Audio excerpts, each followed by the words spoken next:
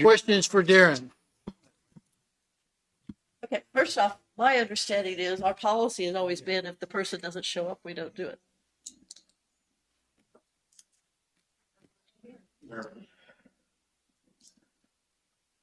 Is there somebody here representing them?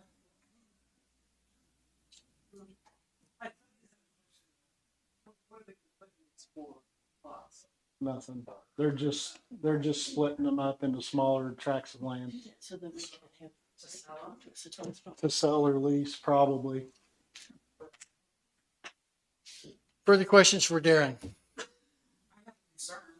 I mean, that road is so busy anyways. I'll ask for gallery input in a second, but let's finish this part first. Anybody? We usually table it. I mean, if you want to give them 10 more minutes or something. No, my recommendation is to table it and I'll get a hold of them. Okay. Comments from the gallery? The only thing is that road is so hard to keep maintained anyways. Please come to the podium and identify yourself. Hi, my name's Heather Stainbrook. We own a piece of property that conjoins with that. And my only concern with that is that road is so hard to maintain anyway. And with the amount of traffic that's on it, I would like to see the possibility of having some traffic monitors put just to see how much traffic is on that road, to see if we can do something for the dust. Any other comments from the gallery? Seeing none, do we have a motion? I move that we table it Charlene moves, do we table this until next, representation appears? right? Second? I'll second. And second, and moved and seconded. Further discussion? Hearing none, all in favor say aye. Aye. Opposed, same sign. Motion passes unanimously. All right, Minutes. we have scheduled enough time to have this hearing on this issue, which only takes 5 minutes. But we scheduled the rest of the meeting to start at 6:30. That's what we've advertised, and that's what we have to stick to. So we got to sit here for 25 minutes before we can start. We do the minutes. Oh, yeah, we got to approve the minutes. Forgot about that. So we can do that. We can get that done. So we've received the minutes. Motion. I'll make a motion to approve. Second? I'll second. Move and second to approve the minutes. Any discussion? No corrections? All in favor, say aye. Aye. All opposed, nay. All right. Where did we advertise to start at 6:30? Everything I saw said 6. He Darren? wasn't for sure how long it was gonna take, so we put it on the agenda for 6:30. It was talking about the commissioner meetings. It was a paper. Yeah, I thought everything I read in the paper said 6 o'clock. Tom Davis, he said 6 o'clock. Start? Might as well.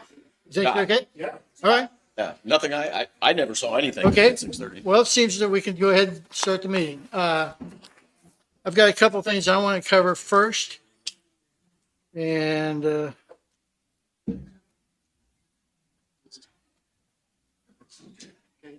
I got to sign that? No. Not yet. Okay, right.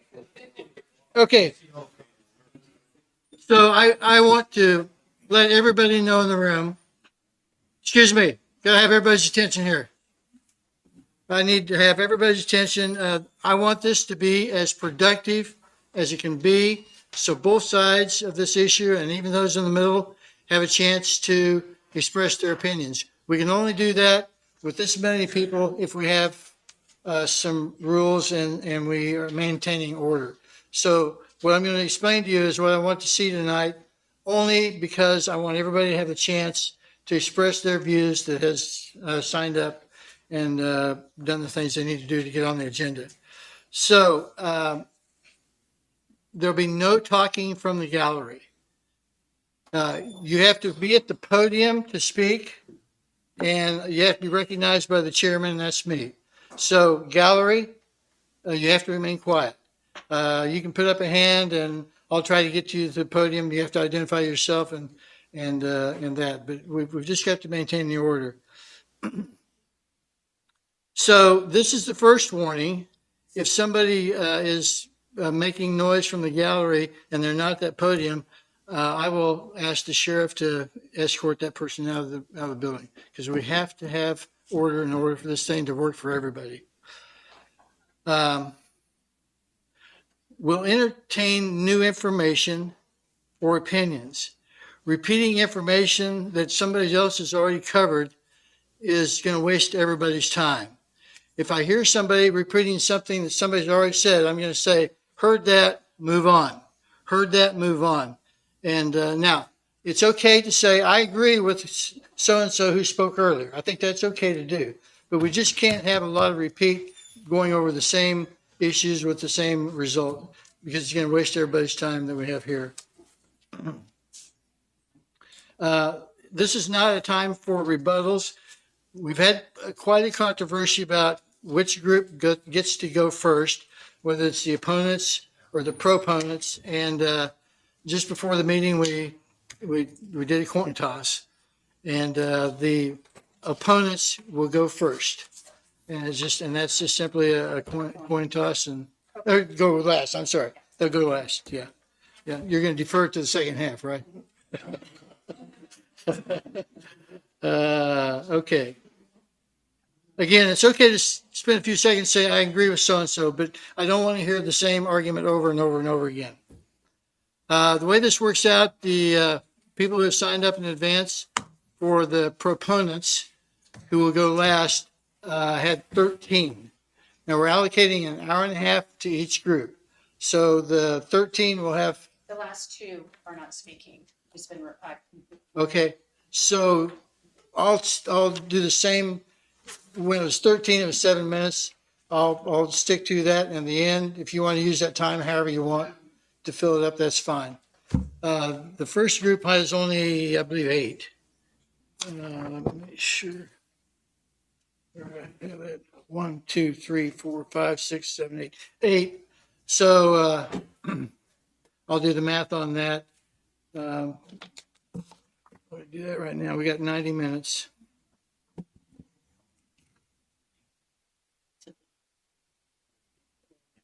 Somebody's probably already got that figured out. That included in the stuff we got.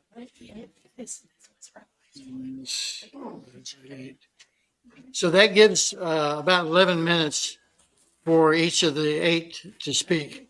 Half of that time will be speaking, half of that time will be for questions and concerns raised by the commission. Okay, so let's get this thing rolling. First person on the agenda is Andy Mayhew. Andy, are you here? I saw you earlier.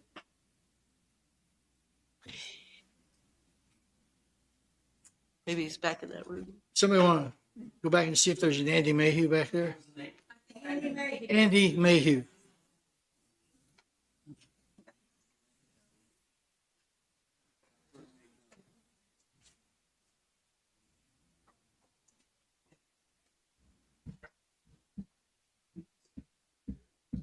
He was standing right back in the corner when I walked in.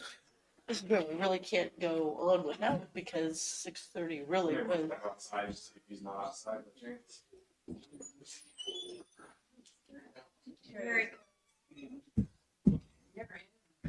Andy, you're up. You're first. Yep, you're first. Andy, you've got approximately 5 minutes for comments and 5 minutes for question and answer. Identify yourself and then we'll go from there. My name is Andy Mayhew. I'm a county taxpayer and property owner. I am not necessarily a proponent or an opponent, but I was asked to look over the section, Article 14, and I have a few comments about it, with your permission. Sure. First, I want to thank the Planning Commission for their time. You show up and get paid so much. Spend your own gas and come over here. The first thing I'd like to talk about is on 14-402, ground cover. B is to be continually maintained. I'm really not sure what that means. I would like to see included in that not only a maintenance agreement for what's under the panels, but also what the circumstances would be for failure to maintain that area. In 14403, above ground transmission lines may be utilized in public road rights of way or easements.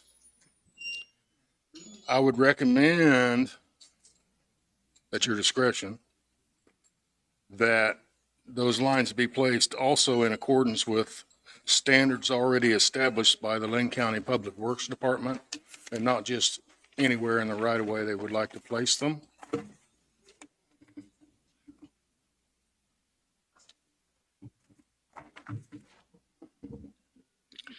$14,407, reimbursement of county expenses. All applicants and their successors are obligated to reimburse the county for reasonable expenses it occurs at its discretion in retaining engineers or other professionals to review information and plans. I would add a sentence to the end of that paragraph that said a statement accepting this requirement shall be submitted with the application. They don't need to get a bill later, you know what I mean? They need to know up front that this is what they're going to pay. Section 14-501G, topography with contours at intervals of 2 feet. If you get a plan on 160 acres and you got 2-foot contours on it, it's going to be so busy you can't hardly read it. You know what I mean? So I would recommend that topography at 5 or 10 or whatever deemed appropriate by the Planning Commission. 14-601 C. During site preparation and construction, silt fences and other temporary erosion controls shall be installed and left in place until new native vegetation covers any bare ground under or around solar panels or related structures. Well, there's a term for that, and it's an SWP3, and it has to bear the approval of KDHE, the Stormwater Pollution Prevention Plan. So that really should be part of their application also. Rather than, you know, as it's written, I wouldn't want them just to go out and put 2 or 3 fences up and say, see, we got it. No, it needs to be reviewed by an engineer and designed by an engineer. D, traffic. They must submit estimated volume and proposed route of traffic during construction phase, traffic control measures, lane closures, signage, flagging. I would like to see that also include dust control measures for ingress and egress roads, especially on gravel roads, you know what I mean? We'll have gravel flying everywhere. And you got about a minute. Pardon me? You got about a minute left. And sir, I think that's about all I had. Again, I appreciate your time. Since we don't have an application, I'm not going to bore you with hypotheticals. We'll save that for the application. Okay. Commission, this is your opportunity for the next 5 minutes to ask any questions you have of Andy. Starting now. What's your primary concern? With All of it. Primary, what's your biggest concern about it? that they're properly placed. They're in an area that is planned for industrial development, planned for commercial development, and not just arbitrarily installed somewhere in the county would be my concern. But I sat here as planner for several decades.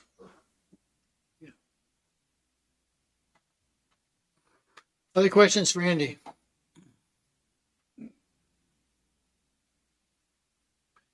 Hearing none, thank you, Andy. Thank you. Appreciate it. Next up is Jeff Hines. Is Jeff here? Jeff, identify yourself and you My got name- 5 minutes. Okay, my name is Jeff Hines. I live 18365 Duro Road, just south and east of Parker.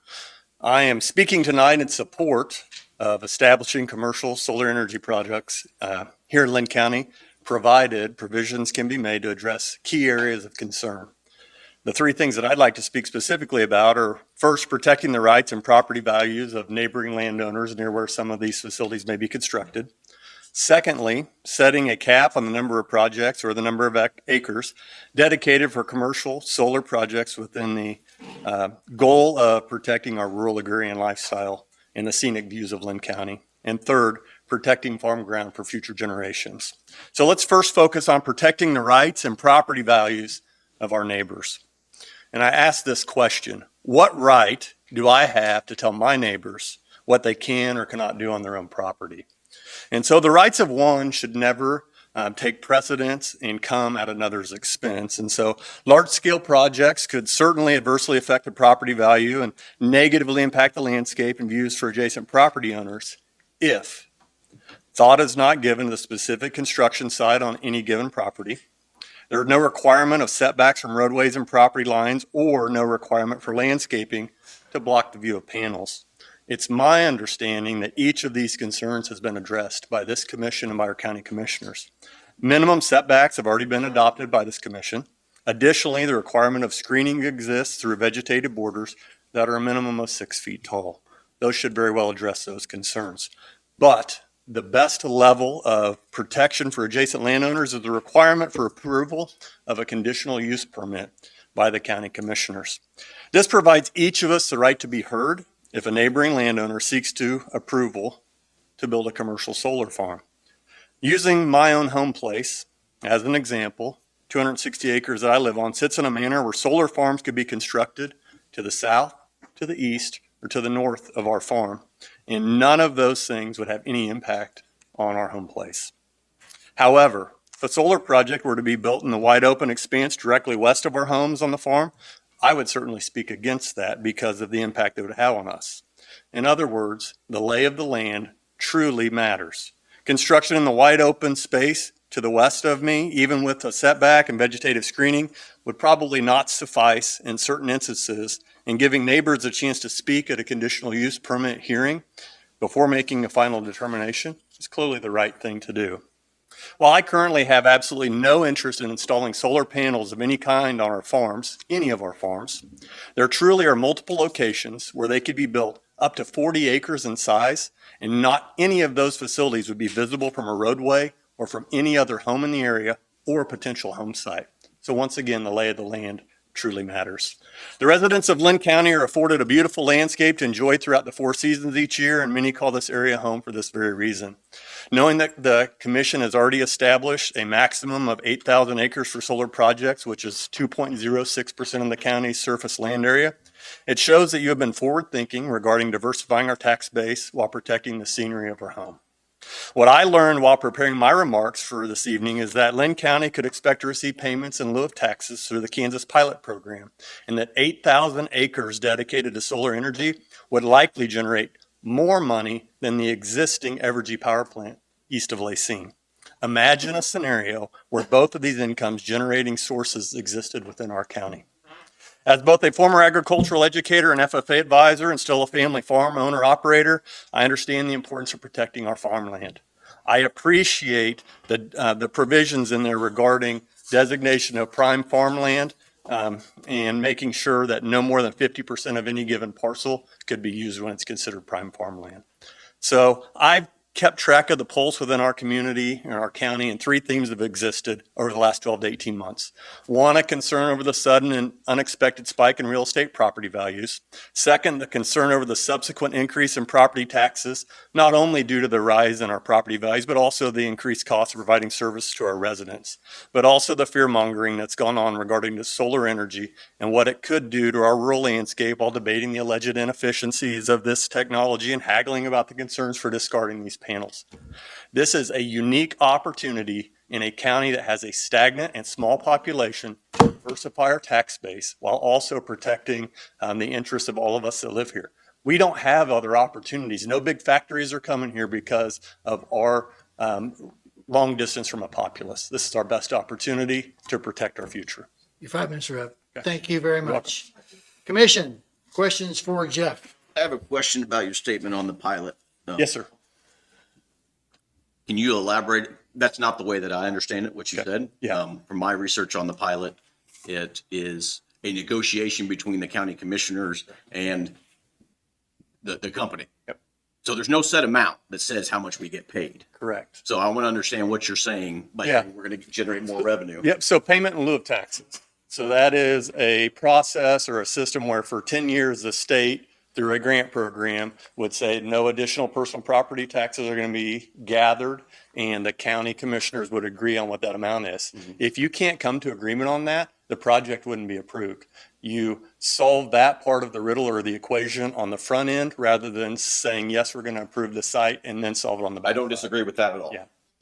You made a comment, I thought, and maybe I misunderstood, that that pilot would generate more revenue than what the power plant does. Has the potential to, yes. And so. Based on what? So the 1,300 acre site that is being first discussed over south of that existing area there was quoted a number, and I didn't write it down today, that equated to 20% of the tax revenue that was coming in on the estimate from this program. That is less than 1/5 of the 8,000 acres. You multiply 1,300 times 5 and you get 6,500. So given the information that I was provided by County Commissioner today, if you fill the full 8,000 acres, you actually generate more tax dollars. I can't speak intelligently on the exact number because I didn't write it down. Okay. I don't want to misspeak. All right. That'd be a great follow-up question for them. Gotcha. Thank you. That was, You're welcome. I was unclear on that. Okay. Other questions?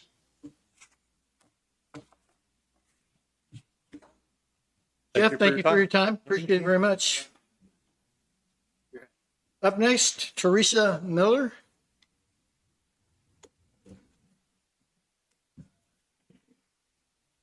You're all gonna laugh. I have an excellent idea for everybody. It's gonna make everybody happy. And it was on the Weather Channel, Crocan Weather Channel. It's been on, oh my gosh, 5 times that I know of.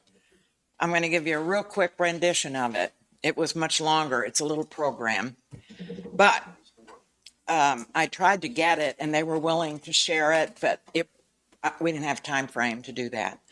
A farmer, and I'm assuming this is in Iowa, that's where I believe it is, had 160 acres and he was about to lose it because it was not farmable. It had been used up. The ground was not fertile and it was very expensive to fertilize it to make it worth anybody's time except grass, and he couldn't make a living on grass.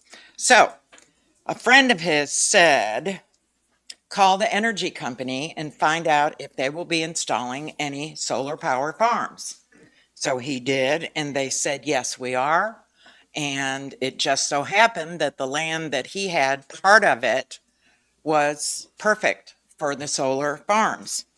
So what he did was, of course, get rent from that company as well as the PPA agreement for the county, which means nobody gets anything for nothing. If you're getting power, you're going to pay for it to the county, period. Okay, so he was also informed that if he would bring sheep, not goats, not cows, not chickens, sheep only, on that property with a shepherd animal to watch over them, and then person to come in person and move them in a good location to where they're movable, kind of like a chicken truck thing or whatever you call it. Anyway, after 5 years, the solar company left. There was no mess because the sheep eat the grass and the weeds, so the solar company doesn't have to go over there and maintain the ground. The solar panels do not leave any residue or whatever. And there was a question about water runoff in some of the places.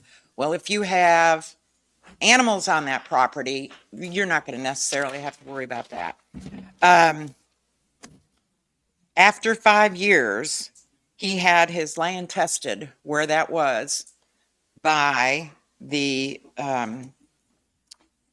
county, and it was above average in fertility. So he was able to replant all of his plants for money, for agriculture.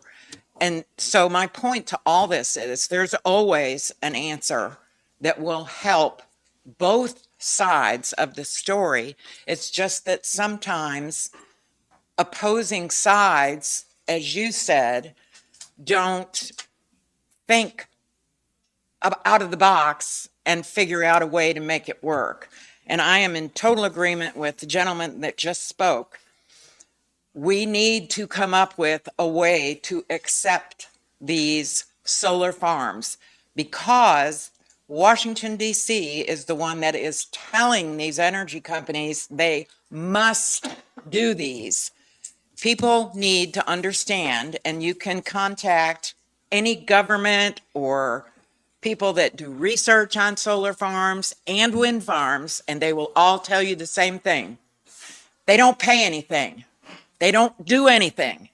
They're just been told to do it, so they have to do it.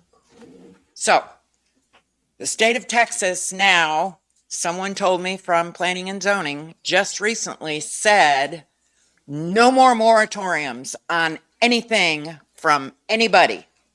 So, I don't want the state of Kansas to tell us no more moratoriums, and those people can do whatever they want. So, this is our opportunity to get together and come up with an answer.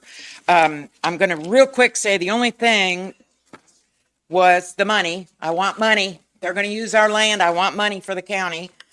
And Chris, you got 10 seconds. historic lands, don't mess with my historic lands. And I'm working on Meridocene Massacre area in the future, as I know someone else is. And we don't want them messing with our land over there. Questions for Teresa from the commission?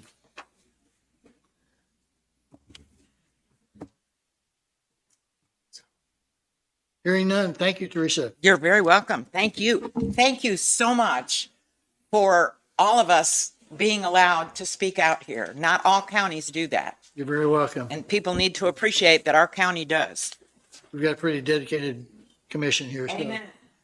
All right, Barry is next. And Barry, I don't have your last name.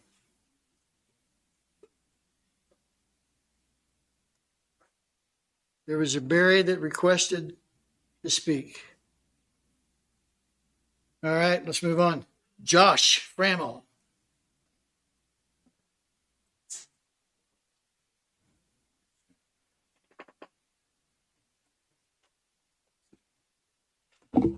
Good evening. My name is Josh Framel. I'm with Clearway Energy, one of the folks who is proposing to do a solar project in the county, and I appreciate the chance to come and talk tonight. I was hoping to go last because I'd be able to answer some questions that had come up. But leading up to this meeting tonight, we presented a couple open houses to introduce our project, the Swan Solar Project, which we're proposing south of Linn. And sorry, I should say the Linn coal plant, not the town of Linn. Is the microphone off? Is the microphone on? Showing green. I can speak louder. It doesn't really help in here. Okay. Yeah. So yeah, a couple things I guess I wanted to touch on tonight in general is just really commend the Planning Commission through your process. We deliberated back and forth. You guys did a good job, I think, of placing zoning regs in place that are covering a lot of the issues that I've heard that have come from folks in the community. You know, we already tonight there's discussion of ground cover, the SWIP permit. I think it's important to note that when a specific project is placed in front of the Planning Commission, there's going to be ample opportunity to discuss the nature of that specific project and not something in general. I think the zoning regs really cover well what's expected during that process, the meetings that we'll be able to have folks provide additional comment on specific projects, language in there regarding operations, what's going to happen, during construction, and then, requirements for decommissioning and coverage in those places. So maybe I'll just exceed my time to see if there's any questions that I can answer from you that maybe have come up, or again, look forward to being able to speak at another time or provide answers to anybody here. I'll be here. We really look forward to be able to go through the process with your zoning regs as written. I think you guys did a really good job.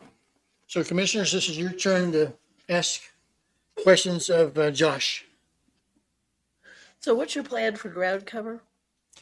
So, in general, we want to disturb as little as possible.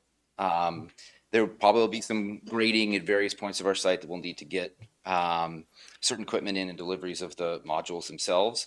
And then before we can break ground, we'll have to get the SWIP permit, Stormwater Pollution Prevention Plan, which is approved. That's required regardless. Like, you can't disturb soil of those quantities without having a SWIP. So even if it's not distinctly mentioned in the zoning regs, it's still a state requirement. So please keep in mind there are state mandates. We do coordinate directly with Kansas Parks and Wildlife, U.S. Fish and Wildlife Service on all of our projects. So there would be temporary erosion control measures and then reseeding during the life of the project, such that there's stabilization and according to that plan.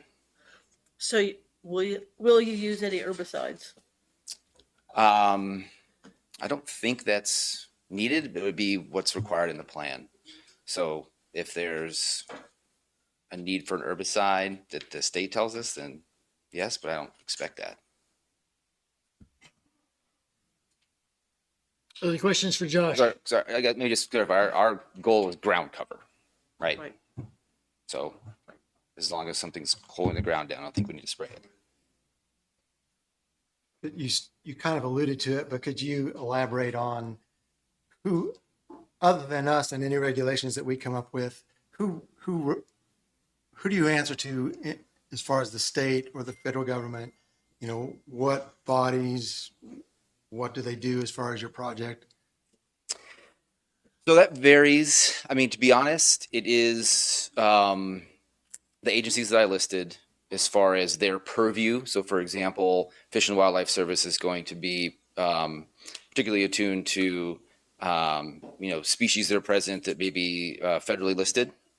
The state, similar for state listed species, and then similar regulations for any sort of earth disturbance or impacts to wetlands or waterways. It would be Army Corps of Engineers, of which we're going to be avoiding and setting back from all wetlands and water bodies for our project. And then I think there was a comment earlier about sort of government involvement. I mean, the business model of an independent power producer, of which Clearway is we develop, construct, own, and operate projects with a offtake contract, which is either a PPA or some sort of form, and sell that power to utility or a third-party customer and generate revenue that way. So it is not a mandate or a federal rule that we're following. It is a business model of an independent power producer. So probably get a more complete list together, but EPA? They're typically not involved in directly. It's usually through deferring to Fish and Wildlife Service or the state governments. I don't think it's necessarily a permit process. I think they're handling more. Oh, where you might see it is we'll do a phase 1 environmental assessment.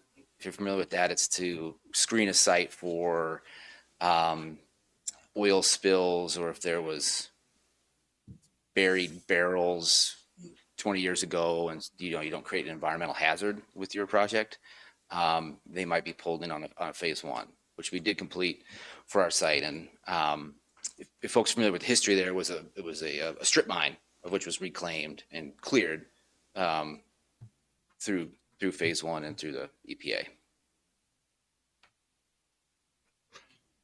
Other questions for Josh? Yeah. Have you had any conversations about the pilot and what your proposal would pay? We haven't yet. Again, I think it's important to note there has not been a specific project that has been put in front of the county yet. But my understanding matches what the gentleman spoke about earlier as far as the pilot is basically intended to cover the period from years 1 to 10, where the state has a abatement in that period of time. So we would be happy to, and I've pulled some pilots that have been in place in the state already. Could send you guys a copy of one of those, and negotiate that amount for that 10-year period. And then it would be taxed according to, starting year 11, the county mill rates, the value of the equipment, et cetera. So there's a number that I calculated that was starting from that year onward for the useful life of the project, and I came up with $20 million, which I think was the number he was looking for earlier. That did not include the pilot. So an amount to be negotiated, but the math that I did not include that amount. One last question. Yeah. Are you selling power to Evergy or to Southwest Power? So those are totally separate entities. You can't sell power to completely SPP. how it works. I'm asking. Okay. Are you selling power to Evergy? You can't sell power to SPP. Evergy does. No, SPP is the independent system operator that oversees everything. Okay. We're going to tap Evergy's line.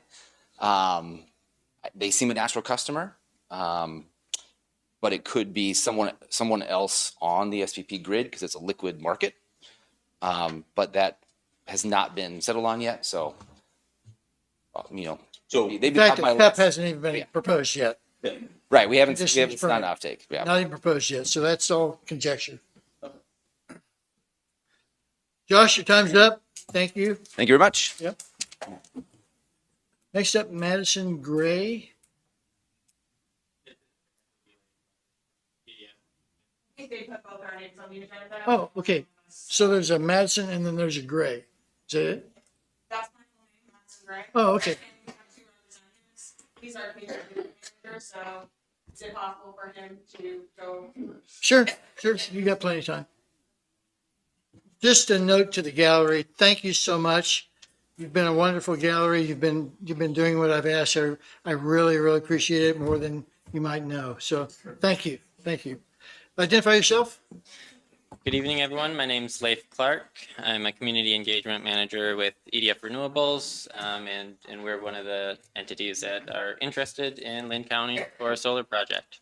I'm going to be really brief here. I don't think I'm going to need to use all my time. I know everybody came here with something that they want to say, and that's the purpose of this meeting. So what I want to do is just one of the things that I've been asked recently is just for more information on our project. What are we trying to do? What are we here for? And so I did want to give a quick link to a project page that we just put up on our website, and that's going to be the best place to go for the most updated information about our project, which we're calling Garnet Solar. And what's going to be on that, right now it's not a whole lot. By the end of the week, I should have a copy of this letter. It's an open letter to Linn County, and I've got hard copies here for anybody who would like some of those as well. And it addresses a lot of the concerns that I think folks have in the community. So the link for that is going to be edf-re.com/project/garnet-solar. Don't expect people to remember that. That's why I've got them all right here. So go ahead and grab me. I did just want to say also, I understand the concern. I grew up in a rural community. My family had some acreage, and truly loved every minute of it. And I wish my situation was such that I could still live there. And I get it. You know, you grow up in an area, you have the same drives, you see the same people, and you work with the same people. And it gets a little scary when some of those farm fields that have been there your whole life start turning into subdivisions or houses or, you know, different developments. I just want to say that's, you know, we're not here to take that away. I've seen solar and agriculture work very, very well together. And one of the things that I actually really love about solar is it's a type of development where from day one, when it goes in, there's a decommissioning plan. You know, you don't get that with other types of development. You don't get that with a subdivision. You don't get that with a factory. With a solar project, you know, that's going to be there, you know, at least about 30 years. It's going to be there a while, you know, but if you have a farmer that's aging out a little bit, you know, maybe their kids don't want to take over the family business. Maybe they don't have kids. What are they going to do with their land? You know, that's how you end up with some of these other developments. So the county has some decisions to make. I would also recommend looking into the coal-fired power plant that's being retired and just how much money that is bringing into the community. That's tax base that your residents aren't paying. You know, that's a significant amount of income, and it's up to the county how you want to replace that. Solar is one of those things that can come in. You know, it's going to be screened very well. It's going to be EDF's project would be on less than 1% of the farmland in the county. It's not something that's going to be a part of everyone's daily lives, but it's going to significantly, you know, have a financial contribution to the county through those pay it in lieu of tax agreements, which is, you know, up to the county to come to the table and negotiate something that works really well for their residents. But those are a couple of the points that I wanted to share, and just I'm here, you know, if anyone has questions, and certainly have lots of letters to hand out here if anyone would like to take a look at those. Commission, questions? I have the same question, the ground cover or the herbicides? Sure. So one of the things is we're actually going to be using a lot less than your typical agricultural, you know, farm would use. We don't need to use insecticides for anything, and herbicides. You know, we might use it selectively, say like around our substation, you know, for weed control, stuff like that. Maybe some in the development. Once the project goes operational, that's not something, you know, that we really need to use. And so actually I have that, I think, as a bullet in my letter that talks about just the reduced chemical applications that's happening to the land. And that does, you know, quite a bit of things environmentally for the community. But I'm not going to say that we won't use any herbicides at all. But I will say that it's certainly going to be less than an agricultural operation. And that's going to be in select areas, you know, things like weeds coming up through cement cracks and around our infrastructure. So do you have plans for a certain ground cover or? So that's outlined. We have to go off of what's outlined in the county ordinance, and I believe that calls for native grasses and wildflowers. You know, we'd like to use something that's a nice pollinator mix that can be good for the pollinators of Linn County. Certainly, we're not some early solar projects were put in and they had like gravel between the arrays and things like that. That's certainly not what we would be doing. It would be ground cover with native grasses and flowers. What does EDF stand for? EDF stands for Electricity de France, and so For what? So the EDF group is a French company, and so the F is France. I work for EDF Renewables, which is based in San Diego, California. So you can see it on the website too, but it's a French group that has multiple entities under it. So EDF Renewables is a renewable energy developer across North America. We've got some projects in Canada, some in Mexico, and a whole lot in the U.S. We do wind and solar. Energy developers of France. It's Electricity de France, basically electricity of France is what it is. Yeah. No problem. Any other questions for Leaf? I have a question. Gallery? Are you, is your company receiving subsidy for this? Can they do that? I'm not the greatest person to ask that question, honestly. There are certainly tax incentives to do your projects in certain ways. Things like we're incentivized to use panels that are made in the U.S. So we just signed a supply agreement with a company to source our panels from a factory in Mesquite, Texas. That's one of the things we're proud of, and that is certainly something that we get government subsidy and assistance for doing things like that.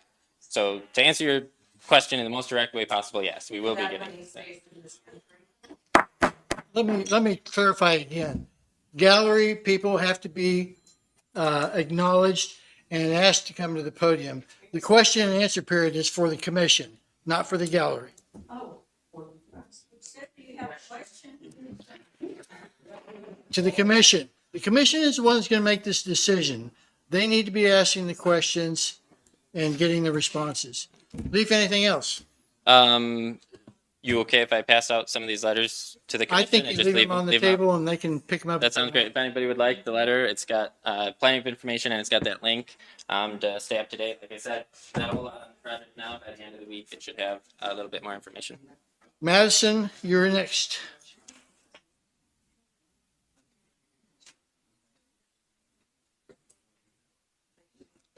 Hello, thank you for your time and attention. My name is Madison Gray. I'm a project developer at EDF Renewables. I work very closely. Hold on, no. We've got background noise back there. We need to let the speaker be able to be heard by everybody. Go ahead. It's great to see all of you. Thank you for your time. My name is Madison Gray. I am a project developer at EDF Renewables. We work out of our office in Houston, Texas. I have nothing to add to Leif's statement. I think he speaks for the both of us. However, I'd be happy to answer any questions from the commission if there are additional ones. Commissioners.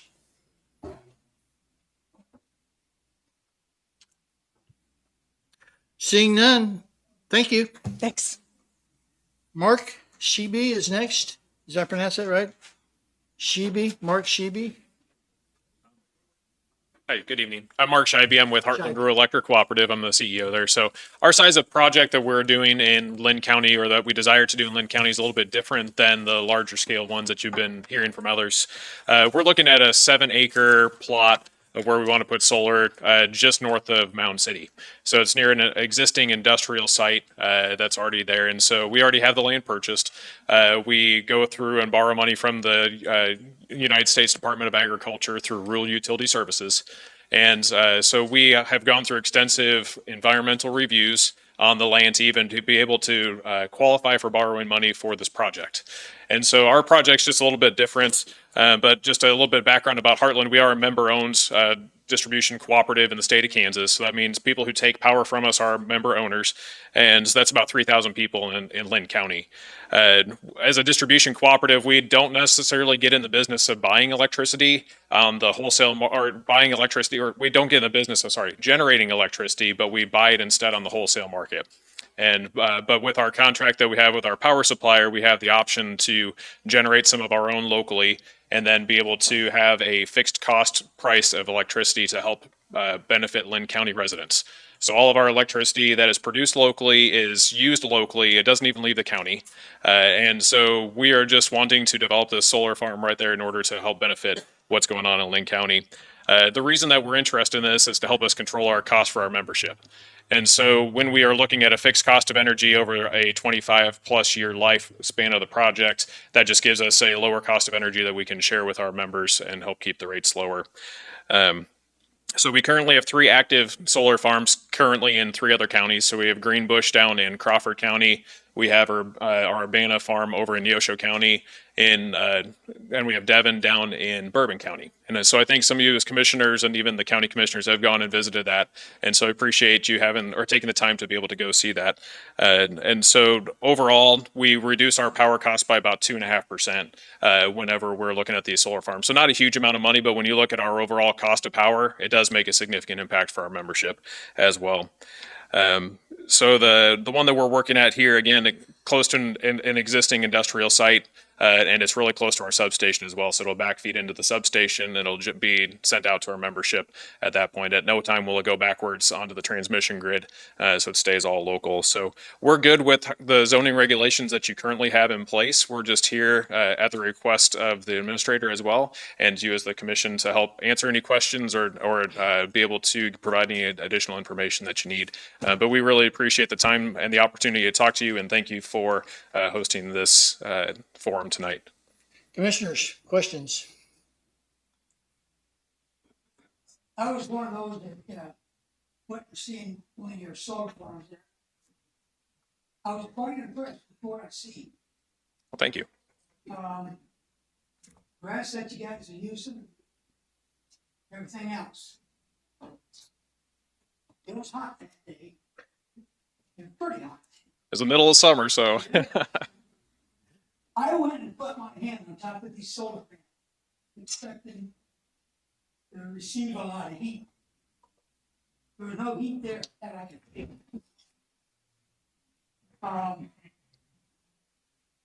You're talking small farms, which I really like. We've got to work on the bigger farms if they come in. Like I tell you, I went and seen that, and I was impressed with what I see. And the grasses that you were using, I think they told us 18 inches high, maybe. Yeah, we shoot. I think the buffalo grass is really what we're trying to put in, and then we're also looking at possibly putting in some pollinator pieces in there. But we don't want to have to maintain it because that just takes money. And then if you're having to mow it, then you have a chance of breaking panels, and so you generally don't want to increase maintenance. But I was really impressed with what I seen. Thank you very much. I also went on that tour, and Ed, I'll reiterate something you said. I stood underneath the panels, and it was the coolest place. There was shade and there was breeze, and it was the coolest place to be, underneath those panels. Shirley, same thing. Yeah, Other questions? I also went on that, and really, it was a hot day, and underneath the panels, it was 10 degrees cooler at least. What does the power suppliers like Evergy that your contracts that you purchase the power from, whoever it is, what is the limit that they put on you to generate your own? So our power contract is with Kansas Electric Power Cooperative, so it's our generation transmission cooperative. So we are a part owner at Heartland of the 16-member generation transmission cooperative. So we are allowed 10% of any type of generation and 5% just of solar. Okay, so you're a max of 5%, and with what you're wanting to do, did you say that's only going to put you at 2? As far as total savings goes, so we do have diesel generators out there currently as well. To help us save peak. So really the solar is out there to help us. The energy is a byproduct of something that we get, but the peak savings during that basically 3 to 8 p.m. window is really what we're going after in order to help reduce cost at the cooperative. 2% savings is just what you're passing back to. Correct. Me. Yep. Gotcha. Yep. And that's just on the 3 existing solar fields that are out there. So you would see those savings increasing? Increasing by doing this one as well. Okay. Yes. Thanks. Thank you, Mark. Yep. Appreciate Thank you. it. Is there a Barry that I called before, and I don't have a last name? So last call for. Okay, all right. It's okay. Take Barry off the list. We are through with the people who wanted to speak in favor of the solar farms. They have not nearly used their allocated hour and a half. That's what we're going to give the opponents, an hour and a half. So anybody out there want to come forward and say anything in favor of solar farms? Now's the time to do it.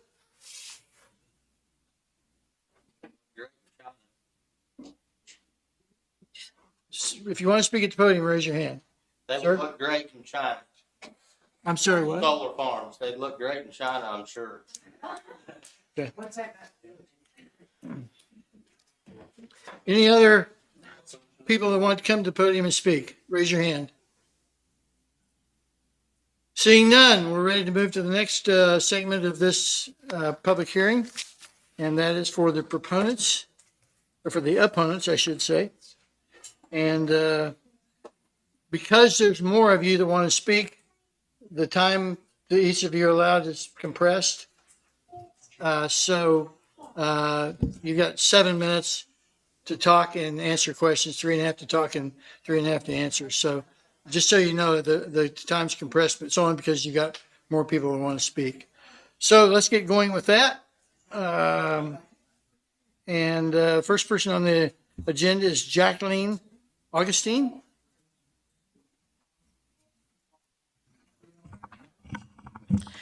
Hello, I'm Dr. Jackie Augustine. I'm the Executive Director for Audubon of Kansas. I have a PhD in biology, and Audubon of Kansas represents 3,000 supporters and followers, including 5 in Linn County. We do not recommend an outright ban because we see that solar is necessary to reduce the effects of climate change. But we're, like others that have testified already, we're mainly concerned with siting, making sure that we're not putting solar panels on the remaining, good habitat that we have. So I'm speaking on behalf of wildlife, and wildlife really starts being impacted when solar is greater than 20 acres. We would recommend that we avoid unplowed prairie, wetlands, and old growth forest. And I do want to commend the commissioners on having a solar plan. I testify throughout the state at different commissions, and you have a plan in place, so you have something in place, and I commend you for that. And many of the regulations are in there are wonderful, like 14-402 that requires native plants. I would want to make sure we continue that. I am a little confused about why you make the distinction between whether it goes on agricultural ground and industrial ground. On the wildlife perspective, both of those provide very little habitat, so they don't make a differentiation between there. And like others have testified, there is some overlap in use between solar panels and agriculture, whether that's grazing sheep or perhaps haying. There's different ways that agriculture and the solar panels can interact. I'm also working with Barton County and they have a similar situation to Linn County. Barton County has Cheyenne Bottoms Wildlife Area. You have the wonderful Murray Desane Wildlife Area and National Wildlife Refuge. And for me, those are just really wonderful, pristine places that need to be protected. And I think many would agree. So I would hope that the commission would consider a no-build zone around those areas. Can't hear her as well because you're talking. Well, because she's looking up.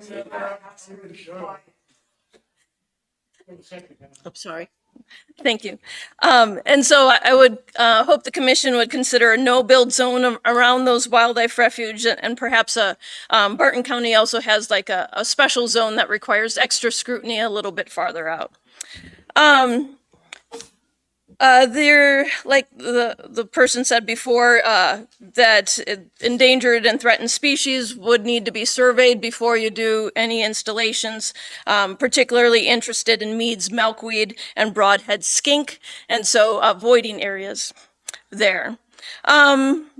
Fencing should allow for small animal movement, so turtles, foxes, and rabbits can go underneath.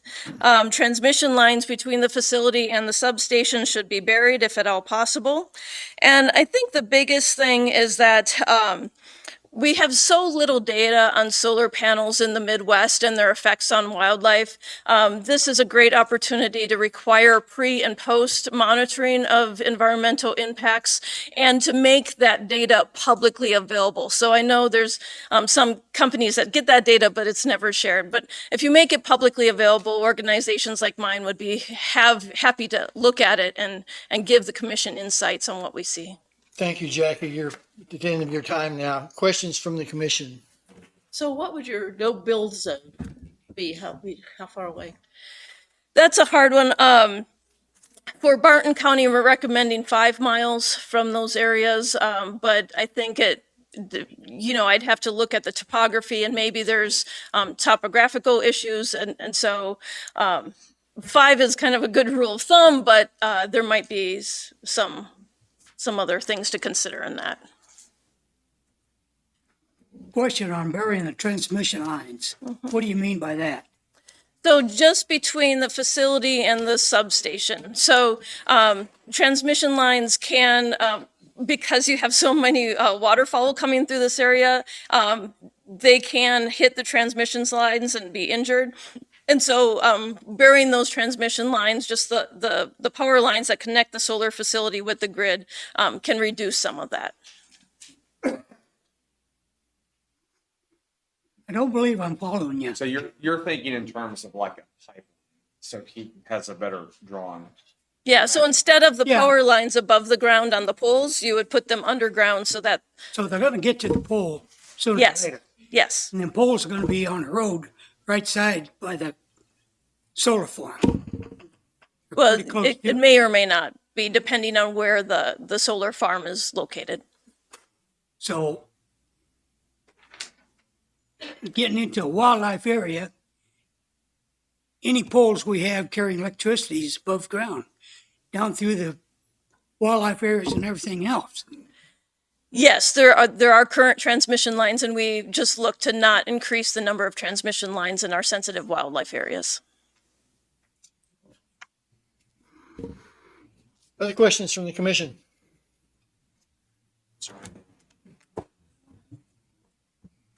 Jackie, thank you for your time. Appreciate it. Lyle White, next on the agenda. Lyle's not here. I'm speaking for Lyle. Your name? Scott Woods. Scott Woods. My name's Scott Woods. I've been a Linn County resident, my wife and I, since 1997. And I'm going to read the paper that was submitted by Lyle White. So I won't be able to take any questions, but we can give you his contact info afterwards if you have questions. And I'm going to cherry pick some of this because I know you don't want to double dip. He speaks about a little bit about everything in here. So Thank you, appreciate for it. 20 years prior to his consulting career, Mr. White was vice president and global director of business development for Black & Veatch, a global engineering and infrastructure company with 105 offices around the globe. Over his tenure at Black & Veatch, he has worked on energy projects that include power plants, renewable energy projects, including solar and wind, and he has worked with utilities, electric co-ops, and power producers in the United States and abroad. I'm going to start off with the hazards of solar farms. A recent study by FireTrace International, a leading provider of fire suppression technology, indicates that solar fires are seeing a sharp rise. Their report is titled Hidden Danger, High Voltage Direct Current. Isolators and solar panels have caused 1/3 of the solar fire accidents. DC connectors and inverters can also pose significant fire risk. The country of Germany, which began its aggressive solar program ahead of the U.S., has had 439 solar fires. This implies that the U.S. continues to develop solar farms, there will be fires, some devastating. In 2023, in upstate New York, a solar farm fire sent toxic smoke into a nearby community when a battery storage facility at the solar farm caught fire, according to CBS News, July 27, 2023. Prior to the installation of a solar farm in Linn County, I recommend that the county consult with an expert on the benefits of installing a fire suppression system that would help mitigate potential fires. Fire by vegetation. Vegetation at solar farms is another potential hazard. A buildup of dry vegetation under solar panels is a fuel source for a potential fire. Some of the documented fires with solar farm developments have been caused by neglect and mismanagement of vegetation. To mitigate this threat, vegetation management should be one of the first things the county, the planning board, landowners, and community leadership should address. The U.S. public is aware of the recent horrific fire on the island of Maui. Over 100 people were killed from the fire that swept across the island. High winds and a downed power line were the initial reported cause, but it has now been reported that poorly maintained vegetation under the power lines was also one of the causes. Maui County is suing the Hawaiian Electric Company for failure to maintain the power grid, including vegetation management. All right, we talked a little bit. The electric power from solar farms connects to the electric grid at a specific point of interconnection. The electricity then travels along the power grid and eventually to businesses and homes for use. Then the solar farm's electric energy is sold to buyers through solar power purchase agreements, SPPAs. Utilities and electric cooperatives are the leading purchaser of solar farm electric output, and they typically buy energy through a competitive bidding process with solar farm developers. Why does this knowledge matter to the citizens of Linn County? Local citizens may think that the power from the solar farm near them is going into their homes either directly or through their local provider, but this is only true if the local buyer, in this case Evergy, develops an SPPA bid agreement and the Linn County Solar Farm Developers wins the bid through a competitive bidding process. Therefore, the benefit of the solar project is not a direct local benefit to county and local citizens. The larger benefit of renewable integration in the U.S. is certain, but the local benefits to the citizens of Linn County may not be immediate or direct. Regarding community benefits, the most typical benefit is job opportunities in the construction and maintenance of the farm. However, once the solar farm is built, it typically takes only 10 to 20 people to manage and maintain the development, thus making job creation of a solar farm an insignificant benefit. Up to now, communities in the U.S. are typically involved with the developers from the inception of a solar farm project. Developers typically work closely with local stakeholders in a win-win arrangement. Benefits to communities are outlined and implemented as the project is developed. To my knowledge, there has been no benefit planning for the community. Linn County leadership and the solar farm developers have not yet involved the community in a transparent way about how they will benefit. I recommend that a community program be developed between the developer and the county. The big picture of clean energy development in the United States. Most Americans support clean energy development for the betterment of our country and world.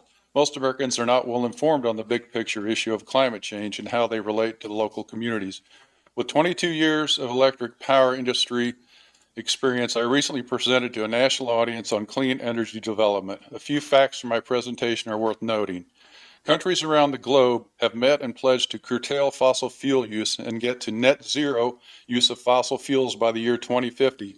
China pledged 2060, India pledged 2070, and our country pledged net zero by 2035. The U.S. pledge by 2035 is very aggressive and almost impossible to meet for various reasons. Even with solar and wind renewables leading the way, global supply chain issues, rising costs of materials, and the lack of global cooperation remain monumental concerns. China and developing countries are building new fossil fuel power plants that are increasing global emissions, which offsets the aggressive effort of the United States in reducing emissions. Scott, you got about a minute. Okay.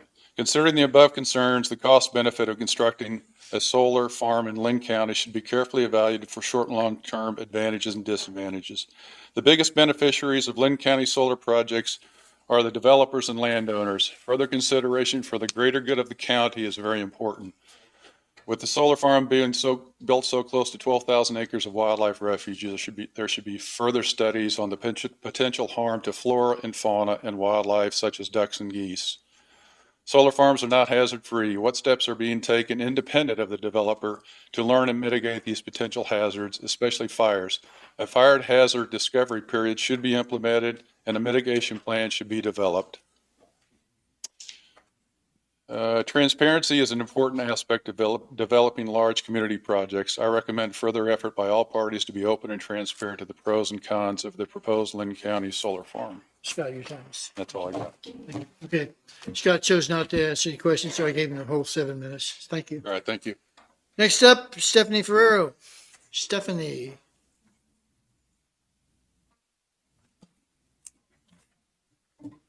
Honorable Planning and Zoning Committee members, thank you for this opportunity to speak regarding solar installation systems in Linn County. My name is Stephanie Ferrero, and I'm a resident of Linn County. I'm also the president of the Central Mountains and Plains section of the Wildlife Society, which is the professional organization for wildlife biologists and researchers. So it's great to see Jacqueline in person because we see each other a lot on Zoom calls. But I'm here because I want to talk about some environmental concerns with solar farms. I'm going to try to not recap the points that have already been made. But I really appreciate you all serving our county as volunteers on this important committee. And I understand that Article 14 on solar regulations is a result of many hours of work. I want to recognize that. I'm also very grateful to the county commissioners for caring about the concerns of Linn County residents and allowing this opportunity for Article 14 to be revisited. And we are thankful as well that we can provide these public comments and hope that these suggestions will receive your full consideration. So since there's limited time, I'm just going to kind of hit some highlights here. Some of my concerns relate to landscape connectivity. And Linn County is known for its waterfowl and white-tailed deer hunting. Waterfowl are susceptible to collisions with utility-scale PV solar panels. And so what happens is the waterfowl typically mistake these sites for watering holes and try to land on them, crippling the birds, and then they slowly die. Deer species are known to avoid anthropogenic energy developments in natural areas due to adverse stimuli, which results in reduced herd health. Instead of going into great details with solar e-waste, I would just say that any decommissioning plans need to be quite detailed. There's a lot that goes into hazardous waste, and we want to make sure that it's appropriately dealt with. Also, when we're considering cradle to grave management with these solar panels, considering where they come from, I heard somebody mention earlier that it's the solar panel company is based in the United States, but where are the parts coming from? I think that's also a consideration. And then when looking at restoration, it's important to note that restoration projects typically do not restore the land to its original capacity, and that they also are very costly. So my other concerns that I won't go into detail with because of time involve water quality risk due to sedimentation, microplastic shedding, anti-reflective coatings on solar panels, light and noise pollution, fences that fragment habitat, which Jacqueline also referred to earlier, and I also have safety concerns. So my questions relating to those are, has the Linn County Rural Fire Department been consulted about safety regulations and emergency personnel access to these proposed development sites? And who is going to pay for the added personnel and resources that the Linn County Rural Fire Department will need to cover the heightened risk of fire due to utility solar farms? Okay, so I also have some recommendations for alternatives. So I really encourage rooftop solar. I teach environmental science at the college level, and so as many have mentioned, solar can be useful when done appropriately. So I think rooftop solar is a great option. I also would say industrialized sites. I know Heartland mentioned that they're trying to seek out industrialized sites. And by industrial, I don't just mean farmland. Farmland is semi-natural, and we want to maintain that as much as possible. That's much better on the environment than man-made materials on the landscape. So the last thing I would say is that I think this is great that we're having this conversation, and I really hope that that can continue, whether that's an ad hoc subcommittee that's formed that involves all stakeholders. But as you can see, there's a lot of interested people, and I think that there needs to be ongoing conversation. I think that the more time we can put into this Article 14, the better. I know of many places that have extensive solar regulations numbering from 48 pages to 100 pages long. And I think that we have to have that detail in there if we're going to hold solar companies and private parties accountable. I'll stop you there and ask the commission to their chance to have questions of you.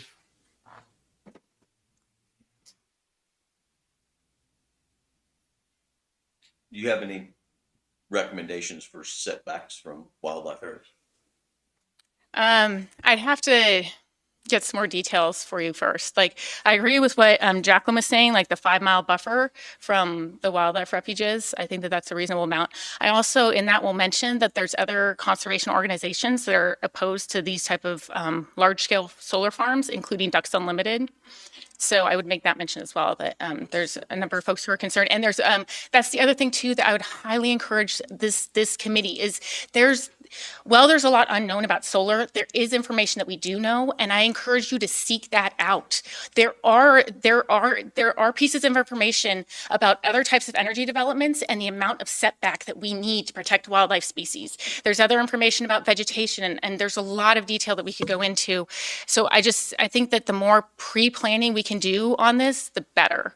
I really would highly encourage you take the time to do a full review. And like I said, Article 14, I know you already have poured a lot into that. I just know that there's a lot more that like fine details we can talk about with buffers and fencing and like the energy storage systems and how those are set up and how are those going to be maintained. And so that's where I think like having a subcommittee with all stakeholders involved or however those meetings would be set up, but continue to work through Article 14 piece by piece and then see what we can add to it and to strengthen it. Because the standards that you set are what the solar companies are going to go by. If you give them a mile, they will take it. If you keep them to an inch, they're going to have to stay to that inch. And that's going to protect our county more. It's going to help our residents more. Other questions for Stephanie? Commissioners? What, in your opinion, is the most important thing we need to look at out of all some of the things you mentioned? Well, I'm biased. I'm a wildlife biologist, so I'm going to tell you the wildlife. But, I think what's best for Linn County and our residents is we really need to think about the safety involved here. And overall, I think that Linn County needs to have a voice in this. I think that having a survey, I know that you already have done surveys, right, with the comprehensive plan, but I'm asking that you go back and do another survey because we have 9,000 residents. And when we only have like around 100 people respond on a survey, to me, that's not adequate. Like the data analysis on that does not look good. So I'm just recommending go back, revisit it. Don't just ask a simple yes, no question. Get specifics from folks. Really hear them out. What are their concerns? What can we do to address those? And let's look for a win-win situation, right? Like let's try to find a way that everyone can benefit, especially in Linn County, right? The Linn County residents. That's what we're all about. Stephanie, thank you for time. Your time expired now, so.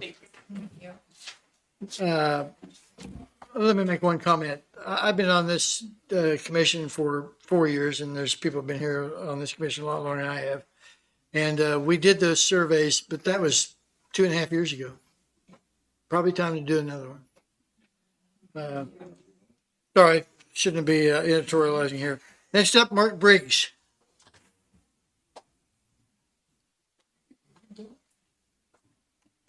Hello. Hello, everyone. I'm Mark Briggs. I want to thank all the commissioners and everyone on the Planning and Zoning Committee for allowing me to be here tonight for all the hours you have spent working on these regulations also.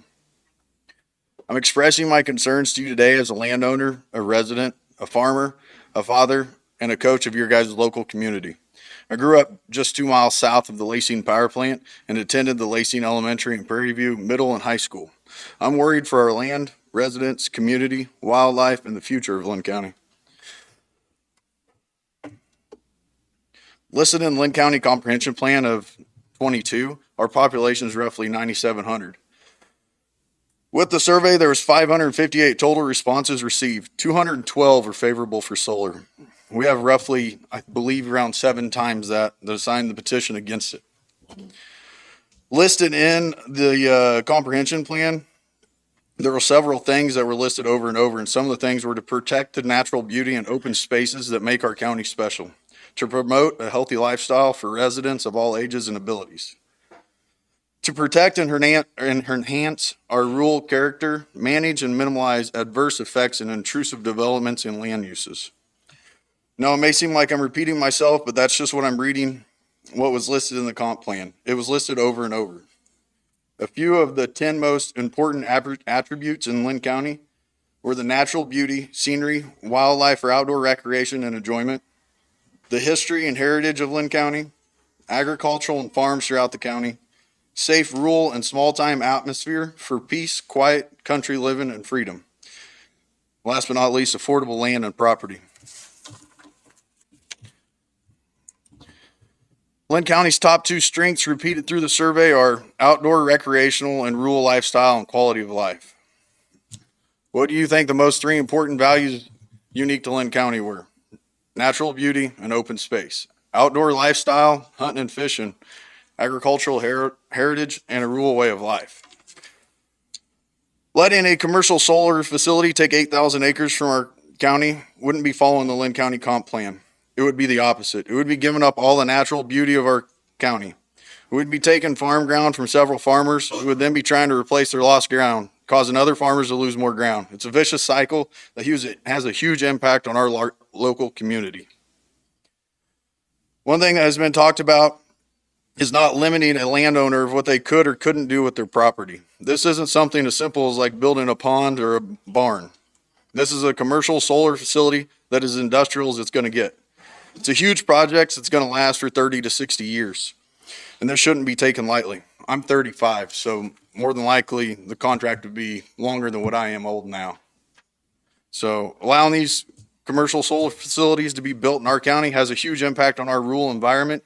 These facilities will need continuous maintenance, which would include maintenance buildings and employees that would change the county also. Agricultural. Seconds. What's that? Just wrap it up, about 30 seconds.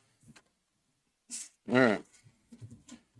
Agriculture is the third highest source of employment in Linn County. The power plant and government is the first and second. According to the Kansas Department of Agriculture, Linn County has 864 farms and an average size of 350 acres, which produces roughly 1,200 jobs. Allowing commercial solar companies to consume 8,000 acres of land will be losing approximately 23 farms, and I don't think any of us want to see that. Commissioners, questions for Mark?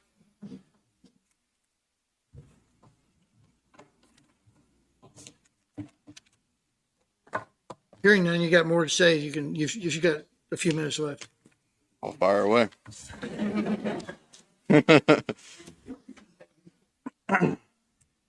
So we live next to a high fence farm, and what we see daily is miserable to watch. We see deer that run along a fence to the point they run their skin down to the bare bone. We see them break their necks trying to continue a little natural path that has been taken away. Turkeys and hawks stuck in fences from trying to fly over. They're restricting the movement of wild animals to the point they're harming themselves. Wildlife corridors to allow natural movement of animals is a must. Just last weekend, my daughter and I were out combining. On the way there, we were parked on Yancey Road, watching tens of thousands of geese land to roost for the night on a field that is planned for these solar panels now. I've done that my entire life, watching geese land there. Their current regulations have a 500-foot setback for any residential dwelling and a 100-foot setback from a panel for other structures to public road right-of-way. We have roughly 4,300 foot of road frontage that would be across the road from a proposed solar farm right now. So I'm just curious, in the future, I have 4 kids. If they want to build along that road, will they have to live that close to them just because we allowed it now? I mean, 35 years from now, even, what we're doing now affects everybody for a really long time. So there's a lot more things I would like to speak about with this time limit. I will wrap it up. I would just ask that you guys reconsider the Article 14 and ban commercial solar developments from taking our unreplaceable land. They don't make any more dirt. At a bare minimum, we need more restrictions to protect our citizens, lands, and community. I'm asking each one of you to look at the crowd tonight and see there's a lot of concerned citizens here to support of banning. We don't want to lose our county to these commercial solar companies, and we want to be proud of where we live and able to hand this environment down to our younger generations to have a future here. Thank you all. Thank you, Mark.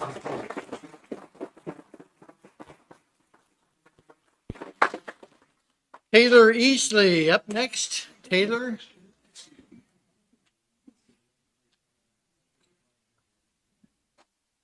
Good evening. My name's Taylor Easley. I was a 10-year employee with the Fish and Wildlife Service.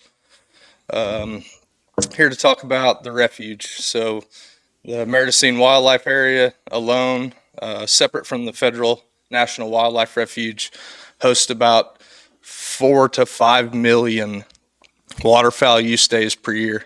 As far as hunter use days, it draws in, and this is just waterfowl. This isn't deer, turkey. Just waterfowl draws in, I believe, 5,000 hunter use days per year. And that's something that we need to protect. I'll tag on to, I forgot your name, but I'll tag on to what she says, a 5-mile setback from that stuff would be a good stroke. So that's, EDF has leases that are directly across the road from that. They say that they care about this stuff, but the farthest place on one of their properties that they'd be able to put a panel, the farthest place from that property would be 2,000 feet from that wildlife area, from the refuge pool that right now has 30,000 ducks and 10,000 geese on it. You can go there tomorrow and probably see a dozen eagles at any given time. The high fences that surround those will pose a threat to those eagles and other wildlife in the area as well. And that's all I've got. Okay, thank you, Taylor. Appreciate it. Wait, Well, sorry. Go ahead. Questions for Taylor? could you just repeat the statistic about the 4 to 5 million? Did you say use days? 4 to 5 million waterfowl use days. So to simplify that, it'd be 1 million ducks for 5 days. That'd be 5 million waterfowl use days, if that makes sense. Or is that cleared up a little bit? Yep. Okay. And same with the 100 days. So if I hunt for 10 days, that would make up 10 waterfowl hunter days. And so just some more about that, I guess I've got the time. That's about 4,500 to 5,000 waterfowl hunters. There's also in that same area another 1,000 deer, turkey, squirrel, quail hunters that use that area as well. And that is just the state area. The federal side, which is across on the east side of the highway, they don't keep as good a track of their numbers, but probably about 1,000 between deer, turkey, and waterfowl hunters, another 1,000 people. On some, Is the federal larger than the state? they're about the same size. So my duties with the Fish and Wildlife Service have taken me every state west of the Mississippi River. Very few places are as special as what we've got right here. I've worked on national monuments, national parks, national forests, and this is what we have here is something that we need to protect. I think that's it. I'm not much of a public speaker, sorry, but that's what I got. Seconds. Oh, thank you. Thank you, Taylor, very much. Riley Hines.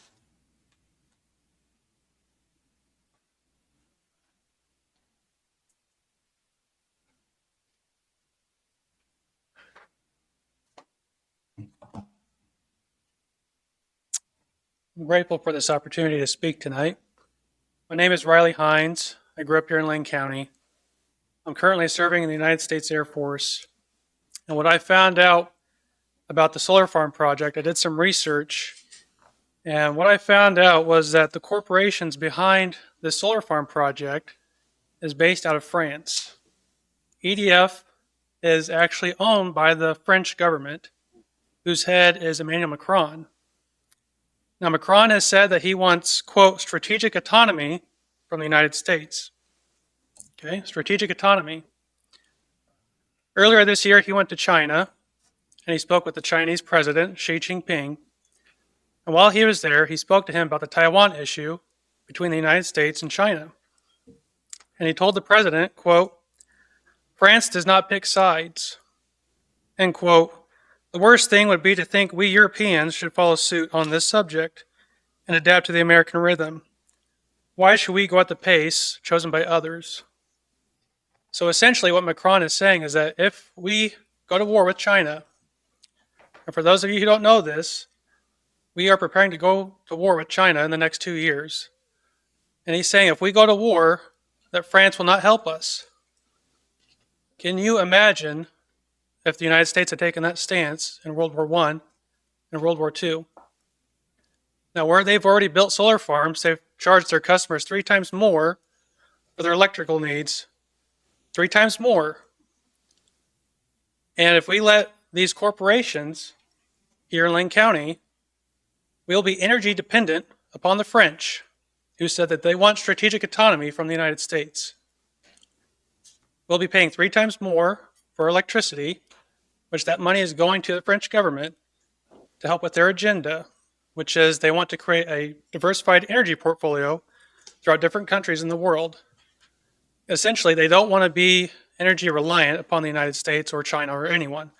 They want the European Union to be their own superpower to rival the United States and China. If we allow these solar farms in Linn County, they'll be lobbying for politicians and policies that serve their interests and their needs. If you go on opensecrets.org, you can search for any corporation on there, and you can see where they're sending their money to what politicians, to what policies.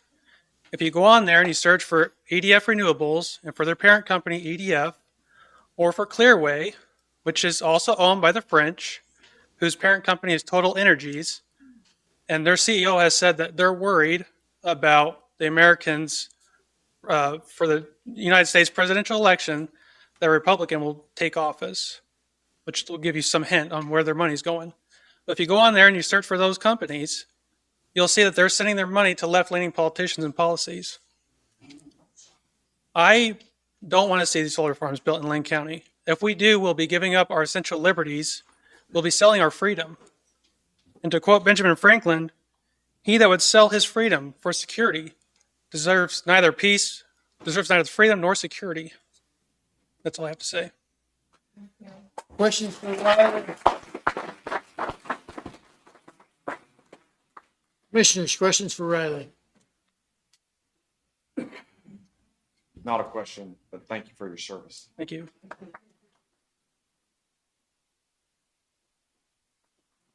You got time left? Anything else you want to add? No, do you guys have any questions? I mean, this is pretty concerning, I feel like. They're a French corporation. It's a state-owned corporation. You know, so if they come in here in Linn County, 8,000 acres, and if you go onto that website, opensecrets.org, you'll see where their money's going. And I think that the majority of residents in Linn County are Republican, if I'm not mistaken. So. All right. Thank you, Riley. Appreciate it. All right. Eric and Emily Thies? She's going to. She was not up there? Okay, it's just going to be Emily Thies. I apologize because mine was 5 minutes, so I may speak quickly through some parts, and I apologize if we have extra time left over. I can always go back. But my name is Emily Thies, and we have been Linn County residents for 20 years. We have a property that will be surrounded on 3 sides by solar panels through EDF. I want to address today in Article 14, the toxic material prohibited in solar panel components. And then it goes into there's exceptions, and then you would allow it if there's toxic panels. That's the only thing that can be used. And then they post signs. We feel that this is double-speak, and we need to address it. We want all hazardous and toxic material banned completely from any solar project put in Linn County. And I will explain why this will affect every citizen in Linn County. I'm going to take just cadmium tonight. First, cadmium is used to produce phosphate fertilizer. 11 states have banned the use of phosphate fertilizers due to the runoff into the ground and water that causes physical harms to human and animals. Cadmium, according to the CDC, can enter into your system through your GI tract and also through your lungs. It affects your kidneys, the musculoskeletal system. It decreases your ability to produce vitamin D. Exposure can result in flu-like symptoms and can damage the lungs. Low level over extended periods of time can result in kidney, bone, and lung disease. Children are even more susceptible because they have a higher respiration rate and their bodies have more time to develop and can cause health issues throughout the rest of their lives. With that being said, Linn County regulations opted for the larger area of 8,000 acres. 1 acre could possibly hold 20,000 panels. That would ultimately, and I know there's different setbacks and 50% that, but ultimately it could hold 16 million panels in 8,000 acres.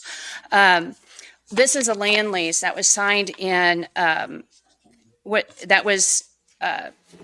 recorded with the Register of Deeds, and this pertains to 2 sides of my property. This was dated in 2021 through EDF. Just a couple of things that they allowed them to do.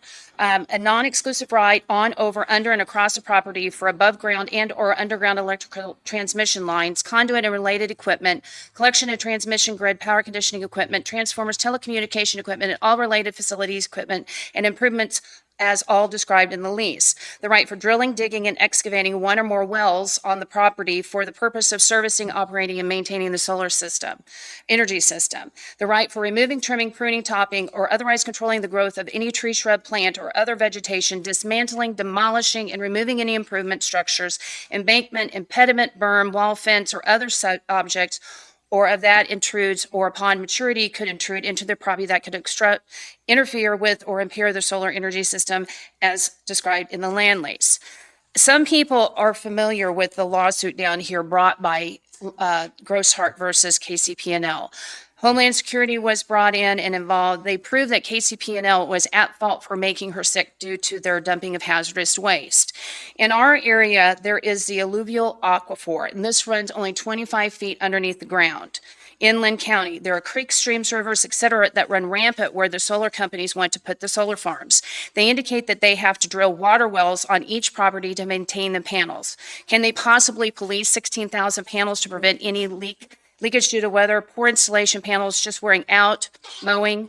How can they remove the toxic chemicals from the water and the land? Maybe that won't happen, but if it does, there is no guarantee that but there is no guarantee, and I will explain that the most important issue that everyone needs to know here.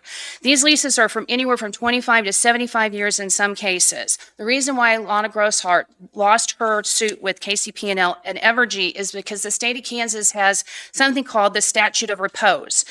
What it states is that once something has been installed, you have recourse within 10 years if you are harmed.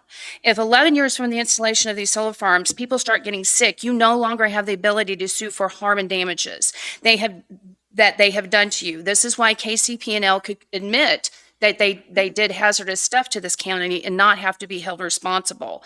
Just as the solar companies do, KCP&L Evergy has millions of dollars to back it, and they will fight it.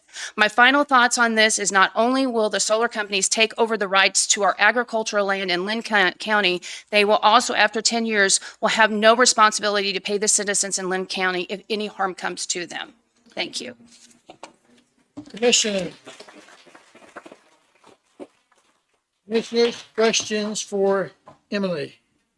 Emily, knowing that they're planning on being around three sides of you, I'm sure you've done your research on what some other counties or municipalities may be doing for setbacks from residential. It can range anywhere from a quarter mile to half a mile to 1.2 miles. Ultimately, I'd rather not have them. I'm not saying that solar panels are bad, but in the right aspect, they can offer options to people. This is going to take place from the power plant all the way to 52, from across the west of the highway all the way to state line. That will butt right up to across the street from the wildlife area. This will butt up to my grandkids will live on the corner of our property that they have 2 acres on, and they're going to be surrounded by this. I just feel that with the possibility of using toxic material in these panels, there's no guarantee that it's not going to break or it will break, but there is that potential. And there just won't be any recourse, and there will be people that get sick over a long period of time. Other questions from the commissioners? As a resident, myself and you, what would you feel is a acceptable setback? From homes in that area, I would say at least a mile. I hesitate to say that because it would pretty much shut the project down because of the residents in the area that are so against this in their backyards.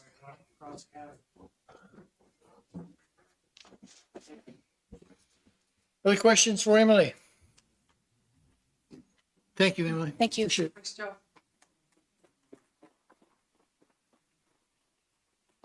Ashley Mitchell? Ashley Mitchell. I don't think she's. Okay, passing. Aubin Skipper? They skip.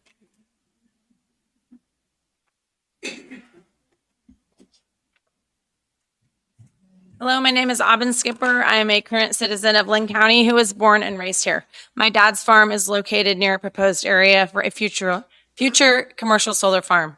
While I do not live in that area of the county, I'm deeply invested because of the importance it holds not just to my family, but because of the historical and wildlife significance this area has to Linn County and to Kansas, including but not limited to the Meridazine National Wildlife Refuge, Meridazine Massacre Site, Trading Post Museum, a portion of the Potawatomi Trail of Death, and the Frontier Military Historic Byway. This area is rich in history and beauty, and I believe it should be preserved. Of the 558 participants of the Linn County Comprehensive Plan, over half of the respondents are either not in favor of or would like more information regarding commercial farms. And someone said it earlier, our population is 9,747 on that plan, so we're missing a great amount of opinions on that. Of the top two things, it's been said, the natural beauty, scenery, and wildlife for outdoor recreation and enjoyment, and the history and heritage of our county. Breakdown of my concerns are, I'm concerned that there was a lack of clarity on the question about solar farms for the participants. Were they thinking solar on their homes as opposed to a large-scale farm? I'm concerned that the area proposed for a commercial solar farm is close to an area in the comprehensive plan that is listed as open space conservation. I'm concerned about the setbacks of the zoning. Our setbacks are less than Johnson or Douglas County setbacks recommendations. Spencer County, Indiana has a population of 19,800 and it implemented a 1,000 feet setback. And their reasoning had to do with what Stephanie talked about earlier with rural fire departments and their ability to handle that in case of a fire. One of the complaints I hear from citizens is I don't want someone to tell someone what they can do with their property. And while I understand what they're saying, we also have a draft on that of 171 pages of regulations for Linn County citizens. And commercial solar farms is just a small part of that. Section 1.2 of the regulations state that promoting and serving the public health, safety, morals, comfort, and general welfare of the citizens of Linn County is of importance. And a theme that I have heard from the county commissioners meetings, comprehensive plan and zoning regulations is the concern for Linn County citizens. And the meaning of that word citizen is an inhabitant. My fourth and final concern is that the majority of landowners signing their properties over to commercial solar farms are not, in fact, citizens of Linn County. They are property owners, but they have not chosen to reside here, to send their children to our schools, to enjoy the beauty and the historical value that Linn County has to offer. So as a Linn County citizen, my recommendation is as followed. Give the opportunity to the citizens of Linn County to have a voice on the matter by voting on a future ballot with a clearly stated question regarding commercial solar farms in Linn County. If the ballot does return with a desire for commercial solar farms, then my suggestion would be greater setback requirements for zoning for residential dwellings, allowing only Linn County citizens and residents the decision to lease their land to commercial solar farms, to U.S.-based companies, and to seek greater consistency with the comprehensive plan and the zoning regulations. That's all. Okay. Questions from the commission for Robin?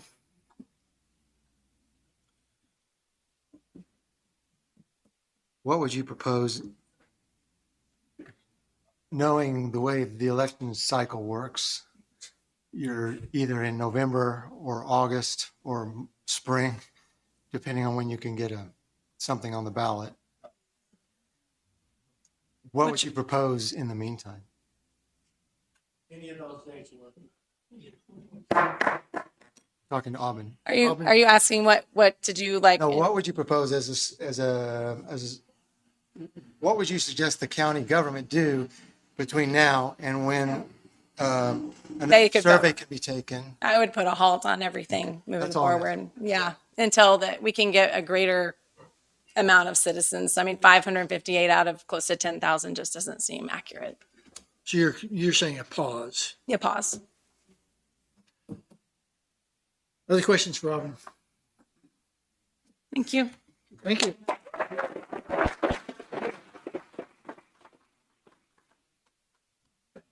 Next up, Allison. Allison Hamilton. Allison Hamilton. Over the last few months, I've studied and gathered more information regarding solar power plants that I had never anticipated in my lifetime. As we stand before you tonight, we have an overwhelming number of citizens in Linn County that want a complete ban on solar plants. Throughout multiple meetings, however, we have seen from our elected officials an unwillingness to listen to our concerns as residents. We have viable concerns about the dangers and the unknown detrimental solar outcomes power plants pose on our health, agricultural land, and wildlife habitats. Unfortunately, the regulations approved in Article 14 do not protect the citizens of Linn County. Our highest priority is that the Planning and Zoning Committee request a temporary moratorium from our county commissioners if there is any possibility that the Planning and Zoning Committee would like to explore possible changes to Article 14. Without a moratorium, the county will be held accountable for the current plan or the current articles in place. As discussed with Clearway at their last meeting, if all guidelines are met with and the commissioners say no to the conditional use permit, they will fight the conditional use permit decision in a court of law. We are asking that the planning and zoning, if they're open to discussion, we would like them to revisit the preservation of prime ag lands, which was section 14409, the buffer requirements, the wildlife corridors, power purchase agreement, countywide acreage cap, and noting that Attorney Kopp had originally suggested 1,000 acres in this Article 14. In addition, we are requesting a more thorough, detailed description with setbacks regarding inverter stations, which were never mentioned in the current Article 14, residential and property lines. Please consider wildlife corridors being added back to Article 14 with adding a 5 air mile radius to known endangered species habitats, federal wildlife refuges, state wildlife and parks and tourism locations, federal and state public and private lands, city and county parks and lakes, historical sites, museums, scenic byways, and cemeteries. As with many projects in Linn County, we tend to bite off more than we can chew. It's hard for me to believe that our county officials will have the time, the manpower, and the funding to oversee these industrial power plants. What is the cost to the county in regulating industrial solar compliance? In your binders, we have included 3 county solar regulation examples from Johnson County, Kansas, Butler County, Kansas, and Spencer County, Indiana. We are hoping that these regulations can be modeled and help guide our county in protecting what we feel is necessary moving forward with industrial solar. Although many of us share different opinions regarding the health risks living near solar, we ask that you take time to research and read some of the articles provided to you in your binder. Please also reference page 14 of article, What are the health risks of living near a solar farm? As the CDC and the World Health Organization recommend a safe residential setback of 1.2 miles. Thank you for allowing us to speak tonight. Just to touch up on a few things regarding EDF and Clearway, sheep were not allowed or any goats in any of their plans. And then also with Heartland Rural Electric, I did reach out to them. So regarding their 7 acres that they would like to lease, only a 0.02 overall co-op savings was recorded last year, which gave no benefit back to the actual the bills that they were sending out with their customers. So, Commissioners, questions for Allison?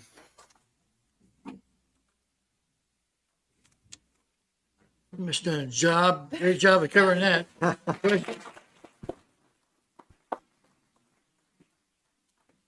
Okay, Cyrus Baird up next. that's a waterfowl if they're here. Anybody here from representing waterfowl?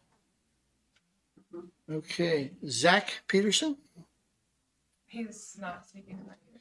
not there, and Sherry Gentry. No, I'm not. All right. Well, as with the other group, we've got plenty of time allocated. So anybody else wants to take the podium?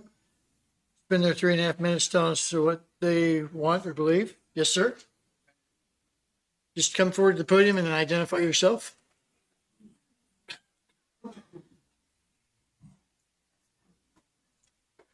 My name is Steve Keaton. I'm a resident of Linn County. Steve Keaton? Keaton, yes. And what I see tonight not only concerns me, it actually disturbs me. What we're seeing here is a transformation of our county from our rural lifestyle to these corporate farms. I think what you have here is the majority of the people are counting on you, your commissioners, or planning commission, to help us stop it. No doubt, I'm not in favor of it at all. I think one of the things that was mentioned up front is this 8,000 acres is, I don't remember the exact number, 0.2 something percent of our county land. 2%. That's now. What I was worried about is that going to grow? And before 4 or 5 speakers, we already heard it was there. Now they're looking for another 7 acres. So it's like putting the open sign on a Krispy Kreme. Once you allow the solar farms, now they're starting to come. And I just don't want to see that. I like the way our county is. I like the rural atmosphere. And letting these solar farms in, I think, is a bad idea. And I think as the representative of the people, we're asking you to put a moratorium on this and stop it. Will you take questions, I'll take questions, yeah. commissioners? Thank you. Thank you. Anyone else? My first question for you. Wait a minute. What's your name? Jason Cahill. My name is Jason Cahill. I live at 17103 Wakefield Road, and you're going to surround me all the way around. And I moved here because of the agriculture and the ranching and farming way of life. And now you're going to put this, y'all decided that it was okay for this to be built around me. I don't feel like I was ever notified, for starters, from any of y'all. So my question is, are they going to build any close to your house? Not that I'm aware of. Yours? Yours? Not that I'm aware of. Back to you. Not that I know of. Back to you. Cool. So it don't bother y'all, right? Probably wouldn't bother me if they did. There you go. It would, wouldn't it? Would it bother you It wouldn't bother me. if they were all around your house? and your- Absolutely. How about you, sir?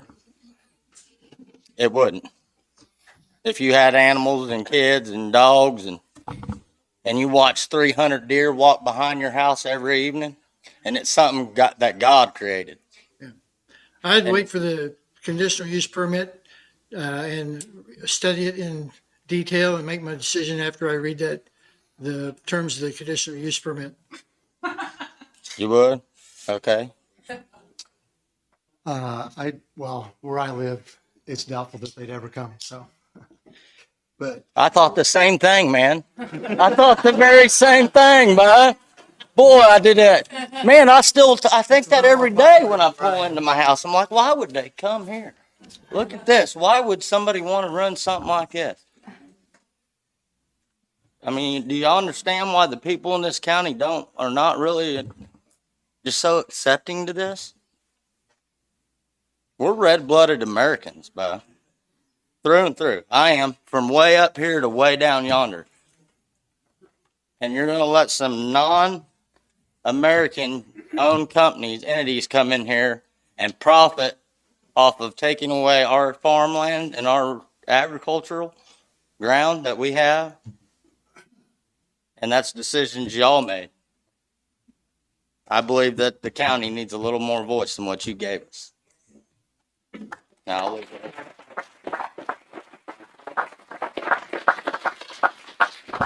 Richard, you got any questions for Jason? Anyone else? I love questions. I have questions to ask. Can I ask questions? Come to the podium and we'll figure that out. My name's Janet Eldridge. We've lived here. Janet? Yes, since 1990. Yeah, I agree with everybody else. We got 16 grandkids that just run the property, and I just don't want any of that happening around us. But one question I had was, what is the life expectancy of these panels? Again, I got jeers for this earlier, but the conditional use permit would specify that. Okay. So it's conjecture on our part. Okay. To know that now. Okay. So like you would know, like when they're done with them, when they're no good anymore, do they come in and remove them and leave your property like it was when they came? We have Or they code just that sit there? covers the decommissioning. Okay. So what about if a hailstorm comes in? We have a lot of hailstorms around here and ruins 75% of the panels. Do they come in and fix those, or they just leave them? I'm pretty sure our code covers that as well. Okay. Not specifically, but damages that have to be mitigated. I had something else here. Oh, and then I want to know that program that you listened to. Yes. Because before it said this guy had 5 acres and he couldn't grow anything on it. No, I didn't say 5 acres. Well, however many acres. He got 100, okay. After 5 years, okay. But after 5 years, when he was done with them, all of a sudden he could grow stuff. All of a sudden, he said he was able to use his ground again, and it was good. So you're saying the solar panels improve the ground? Yes. because of the sheet or underneath them.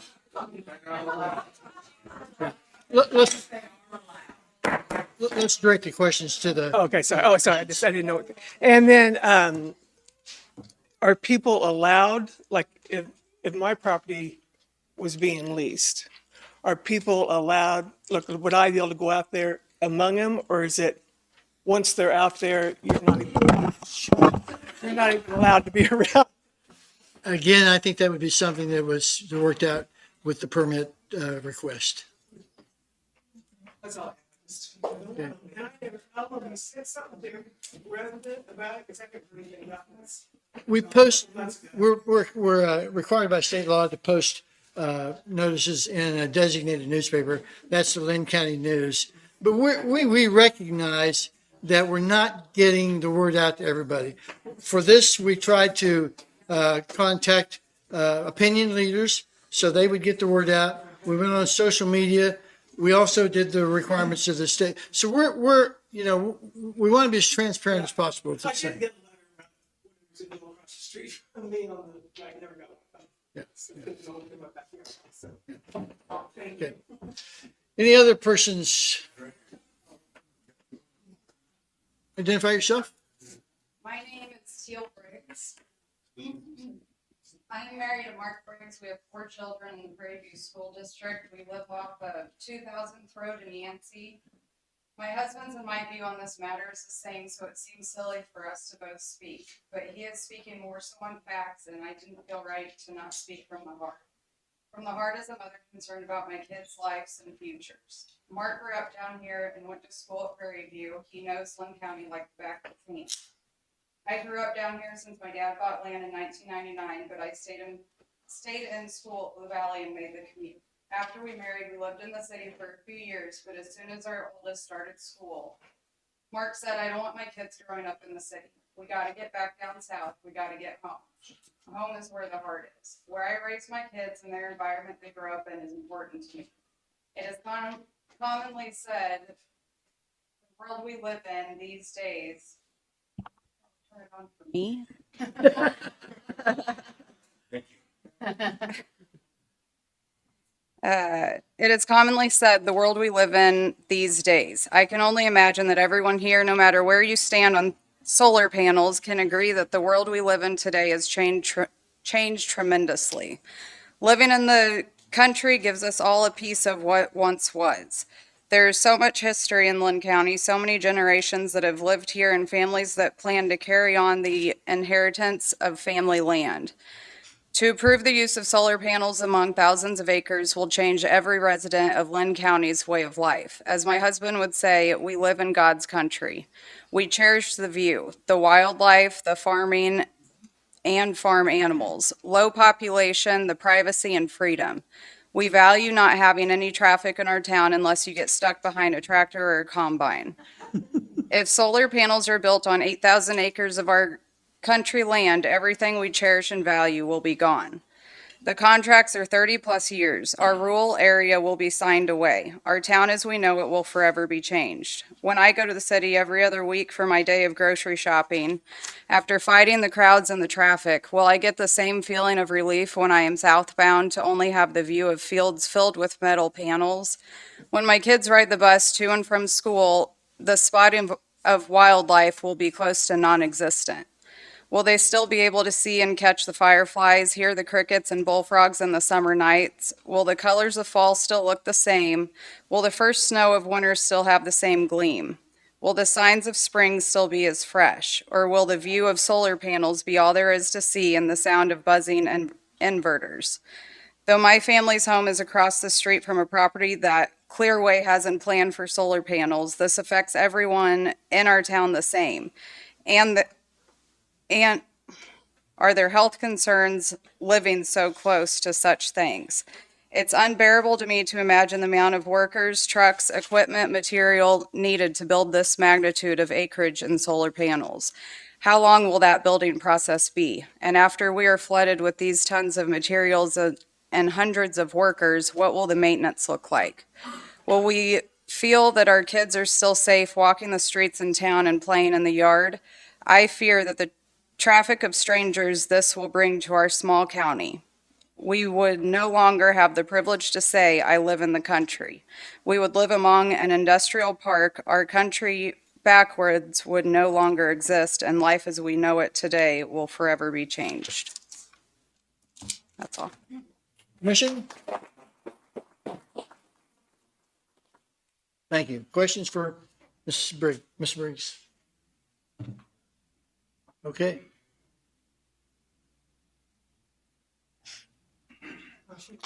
Sir? My name's, oh, I need water. My name's Austin Kellerstrass. I did not come up here to speak. My family is Mark Briggs, Teal Briggs.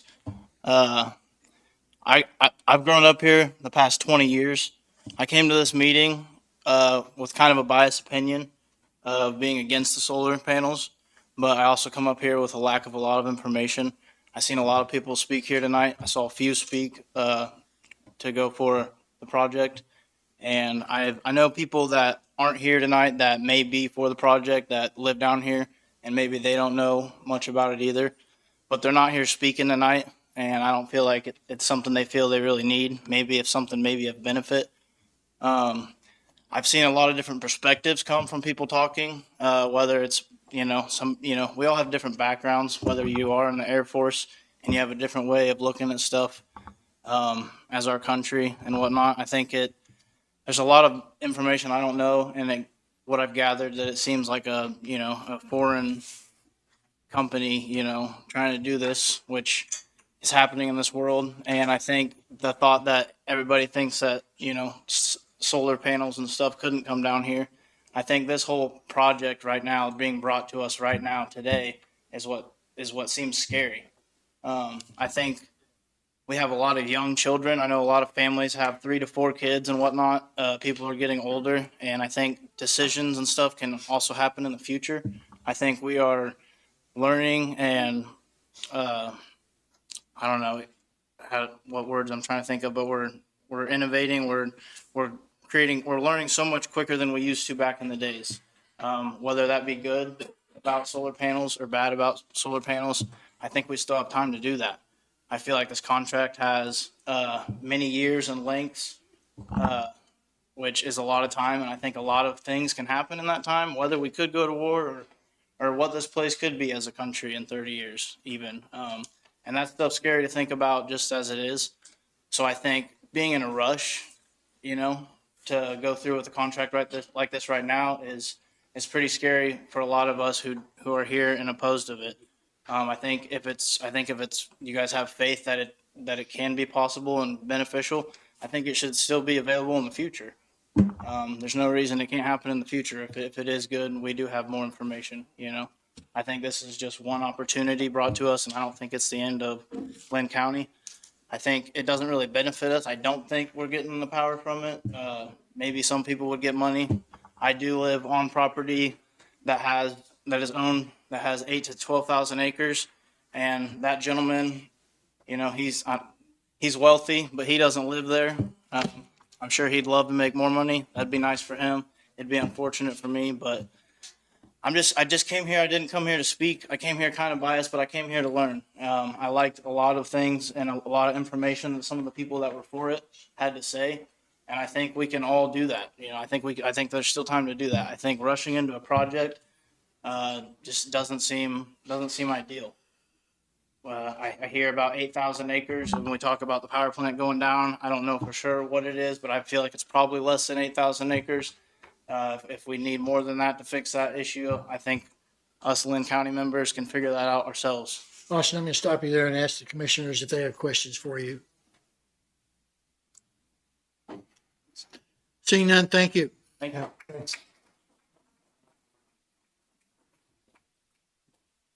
My name is Susan Barrett, and we have a business in Lacine, and then we farm Parker, Lacine, and have cattle in Parker and Lacine. And I actually sent an email to the commissioners and to the planning.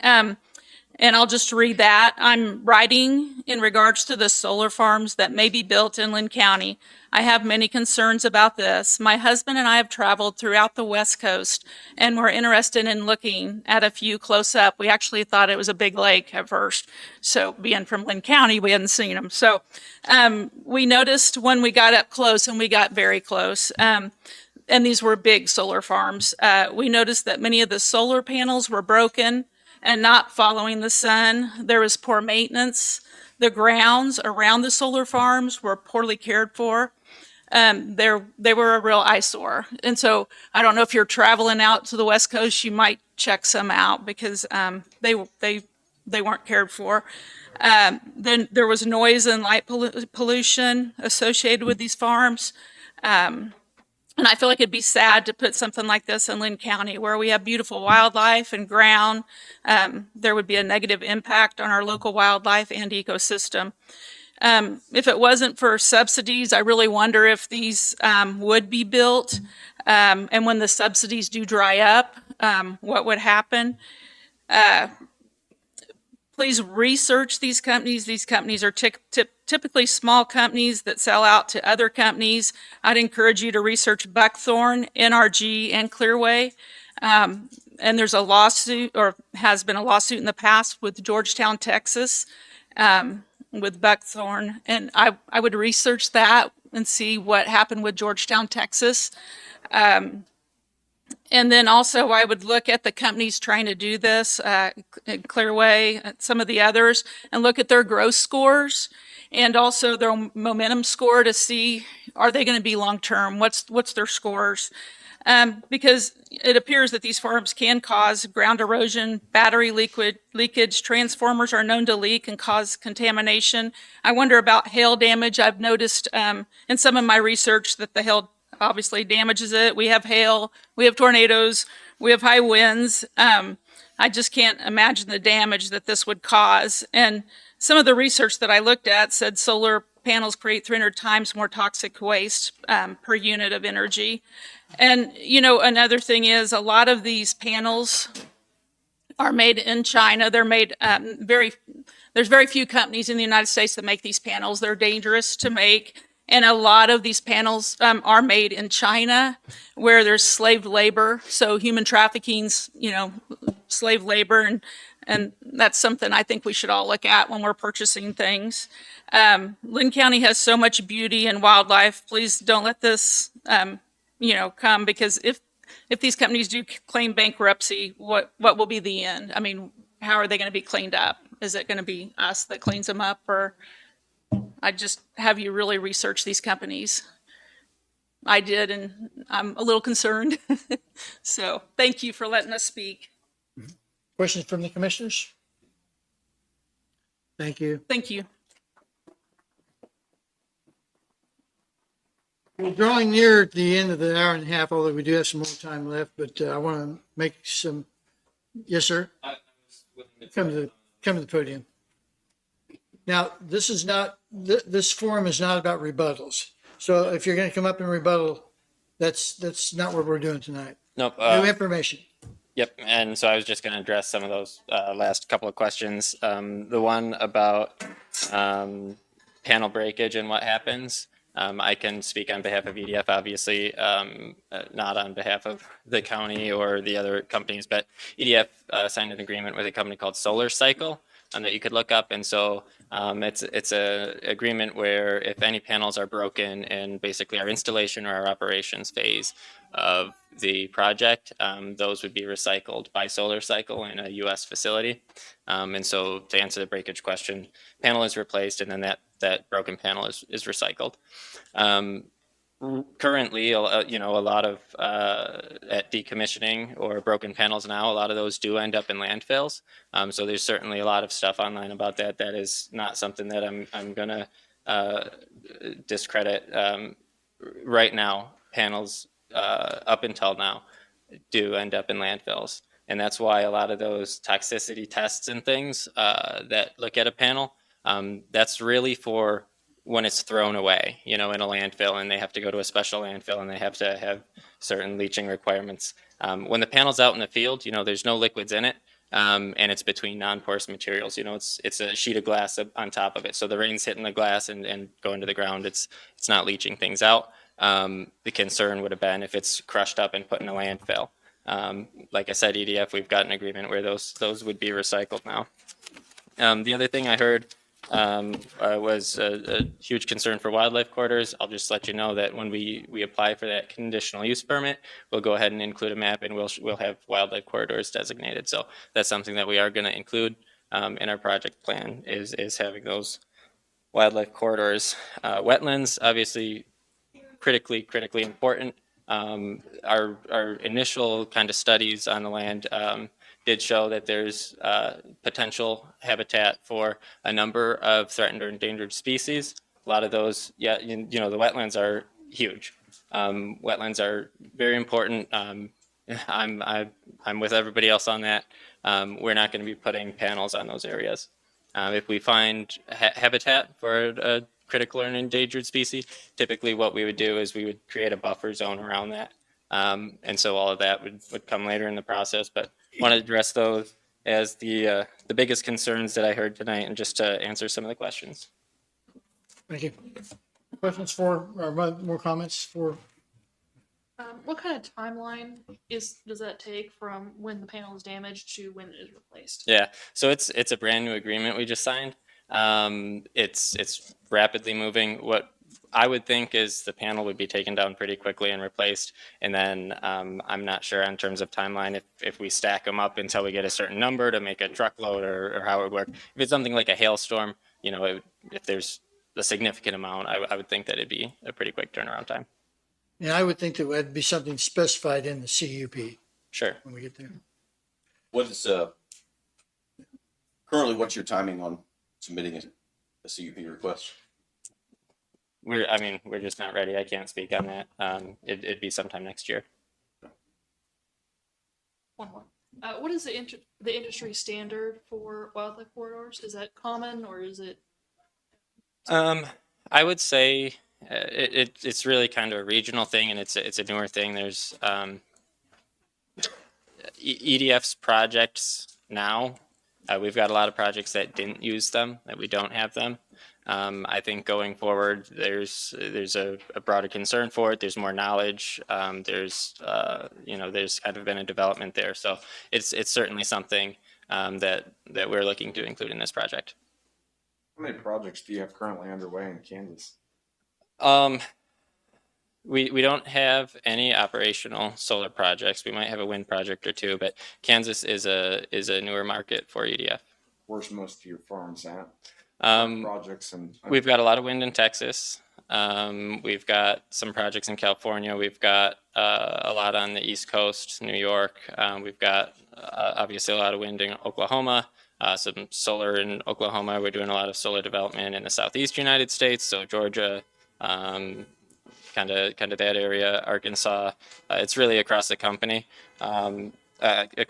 Sorry. You can go to the link on the map too, and we've got a map that's got a dot for each of our projects.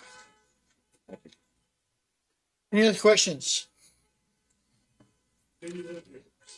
No, I do not live here. Does your associate live? No, nobody from EDF lives in Linn County. No. Where do you guys reside with?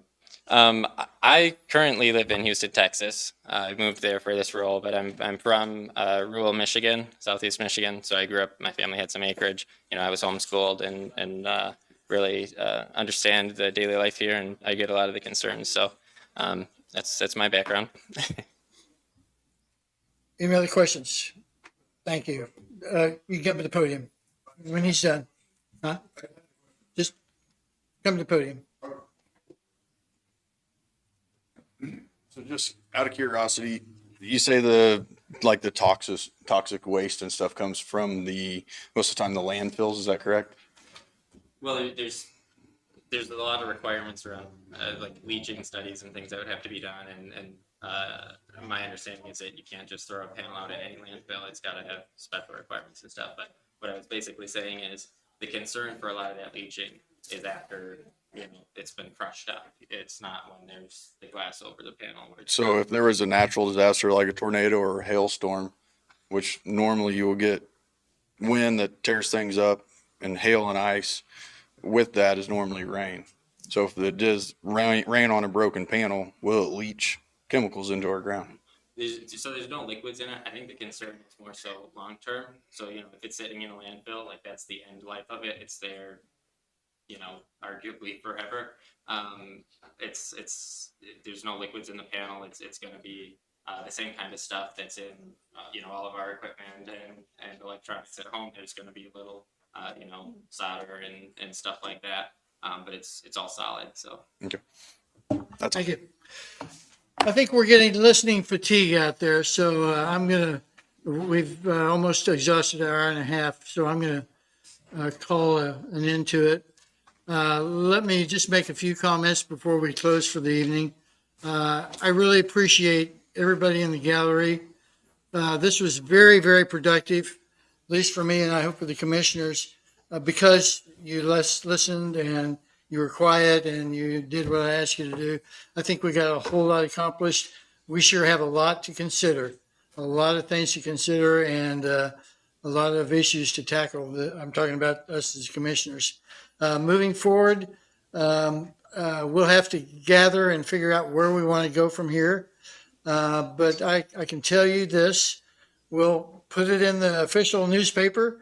We'll put it on social media, and we'll get a hold of opinion leaders so that everybody knows what to expect next as we move down and consider how we're going to use all the information we got tonight.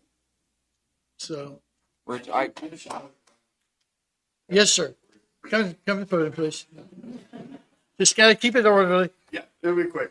Just after hearing all this from your guys' concerned citizens, and even some of the EDF or Clearwater or anyone else, do you think we're at a point that you guys be willing to ask the commissioners to put a moratorium on till we can figure more out? Because we're afraid that they're going to come in before we have the regulations exactly how they should be, and we don't know what kind of issues that could, open us up to.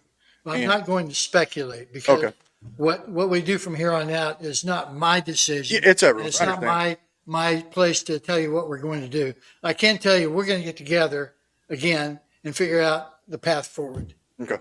Thank you. We'll try to do that with all the transparency that we can muster. All right. Thank you. Yeah. Just so you know, go ahead. Say one thing.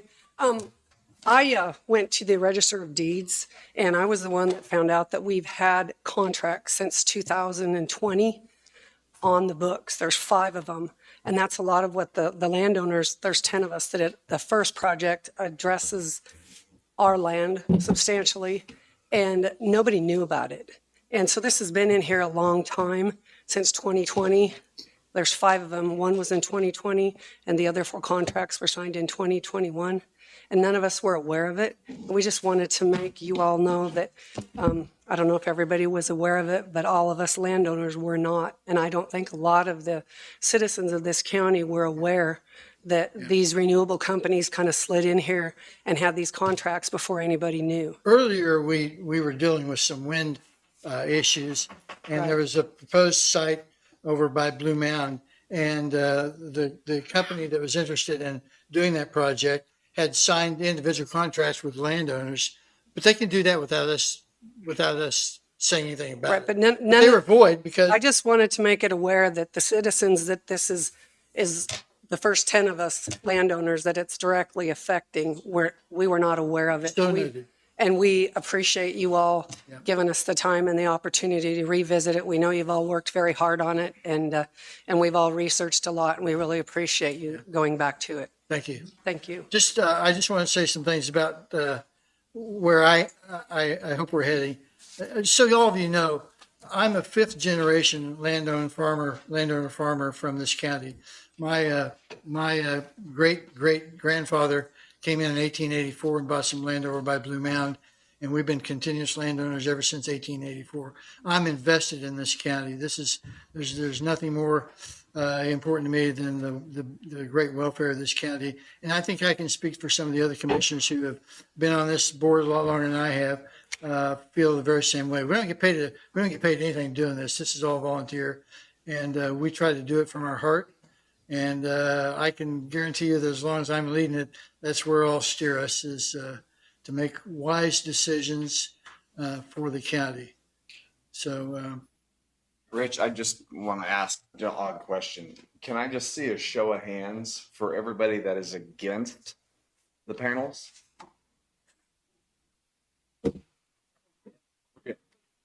did anybody do a count of how many people we got here tonight? I did some estimates. I think we got 100. Or, No, we're, for my own interest, Guys, we're still in as session well as here. everyone else here, because there's obviously some people here that are very concerned about expediting things on this. What is our plan to get back together and discuss, or can we make a motion tonight and to take action on something if I chose to do so? You can make a motion, but I'm advising against that. I think we need to get together in a work session and really collect our thoughts, figure out where we want to go with this thing. And again, if there's a work session, it's open to the public. Well, I am all for a work session, but I'm going to make a motion that we make a recommendation to the commissioners to put a 1-year moratorium on solar. Okay?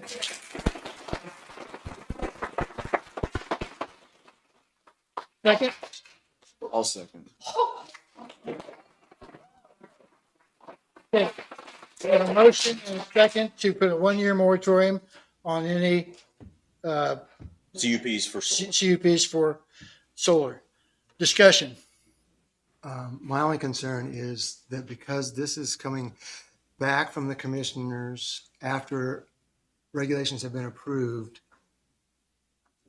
it's not clear to me the mandate from the commissioners as to what our action is supposed to be right now. Typically, when they send something back to us, they send it like today's meeting or yesterday's meeting. They drafted a letter to send Regina's Rescues back to us, and there were specific things they wanted. I'm fine with a motion. There's just not something specific handed to us from the commissioners to say, this is the expected response. I don't know if that's necessary. I'm just. Darren, bringing that up. hold on. Darren, do you have a perspective on that? So I think the purpose of this is to have a workshop and discuss if you want to make a recommendation to make changes, and then the commission will make a decision if those are legitimate concerns, and then send the regulations back with more strict things to look at. Yeah. May I ask a question? What happens if you get a CUP application tomorrow? Darren? We'll have to look at it. Yeah, but what does that do legally?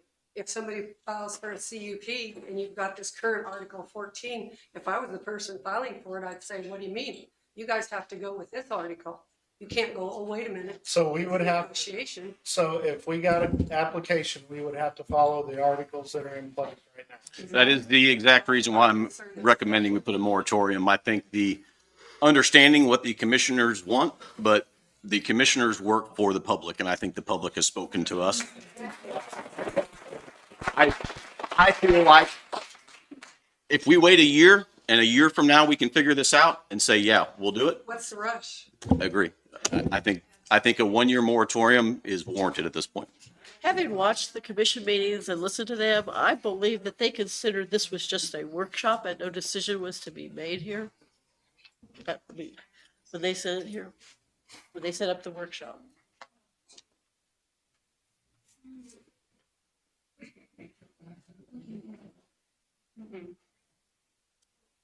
Other discussion? Can I say something? We've been at, We're in the middle of a motion. oh, okay. Sorry. I think we can make a recommendation at any point in time. I don't. They don't have to accept it. There's a procedure. It's a non-binding motion. Wanted to make sure we were. We can make the recommendation to them and they can say, no, we don't accept it. Just like when we vote to approve a CUP and they say, no, we don't take it, and kick it back to us. So, That is correct. I think this is jumping into it without, contacting the attorney. I believe that if we do a moratorium right now, the county will be at really a huge risk of being sued. And I think that's something we need to think about. Well, with this motion, we're not actually saying we're doing a moratorium. We're proposing this to the commissioners, and if they agree, I think that's their prerogative. And I personally would rather wait until we had our workshop, but I think a moratorium might be necessary, a temporary one. So if we do that, and we send it to them, it's still not a moratorium. Not until they say it is. Right. So, I mean, why not wait till we have a workshop and discuss that? Because we run the risk of someone putting in a conditional use permit. But it's not binding But it's not binding what until we say the right now. commissioners approve. So that, it doesn't matter. It'll go to the commissioners on Monday. But Darren, correct me if I'm wrong, if I'm not right. But on a CUP, this commission has a lot of latitude to decide how fast or how slow it goes. Right, you can, if there's not enough information and you want more time to think about it, you can table it. I mean. just But we like also- Tina's rescue, it was tabled for how long? Yeah. But if we decide that the regulations need changed, we have to honor the regulations as written at the time we submit the CUP. We can't move the field goal post in the middle of the game. Exactly. So I think, my opinion, the public has told us that they want us to take more time. This public right here. You're absolutely right. This public here. And the people that wanted, they had their opportunity to come speak. Counting the numbers from the survey, this isn't 600 people, this isn't 500 people. Please. There's 1,100 signatures. And we have talked to people who said that they were sorry that they signed it, so. Well, where are they? They don't want. Hey, keep your comments to the commission. Gallery, please respect us and allow us to conduct our business. Thank you. Further discussion? Ready for a vote? The motion is to have a 1-year suspension? Make a recommendation to the commissioners that we put a 1-year moratorium on all industrial solar. Which is a non-binding recommendation. Charlene, yes or no? No. Dan? Yes. Paul? Yes. Elizabeth? Yes. Ed? Yes. Yes.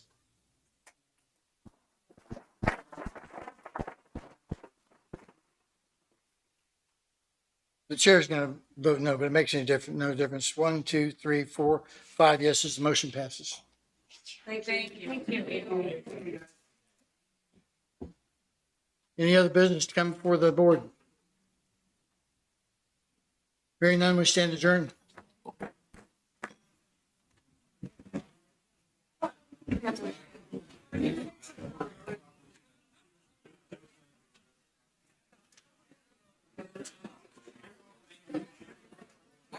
Yeah. 80? Yeah. I figured, I was doing some estimate. I discounted a section here and I thought,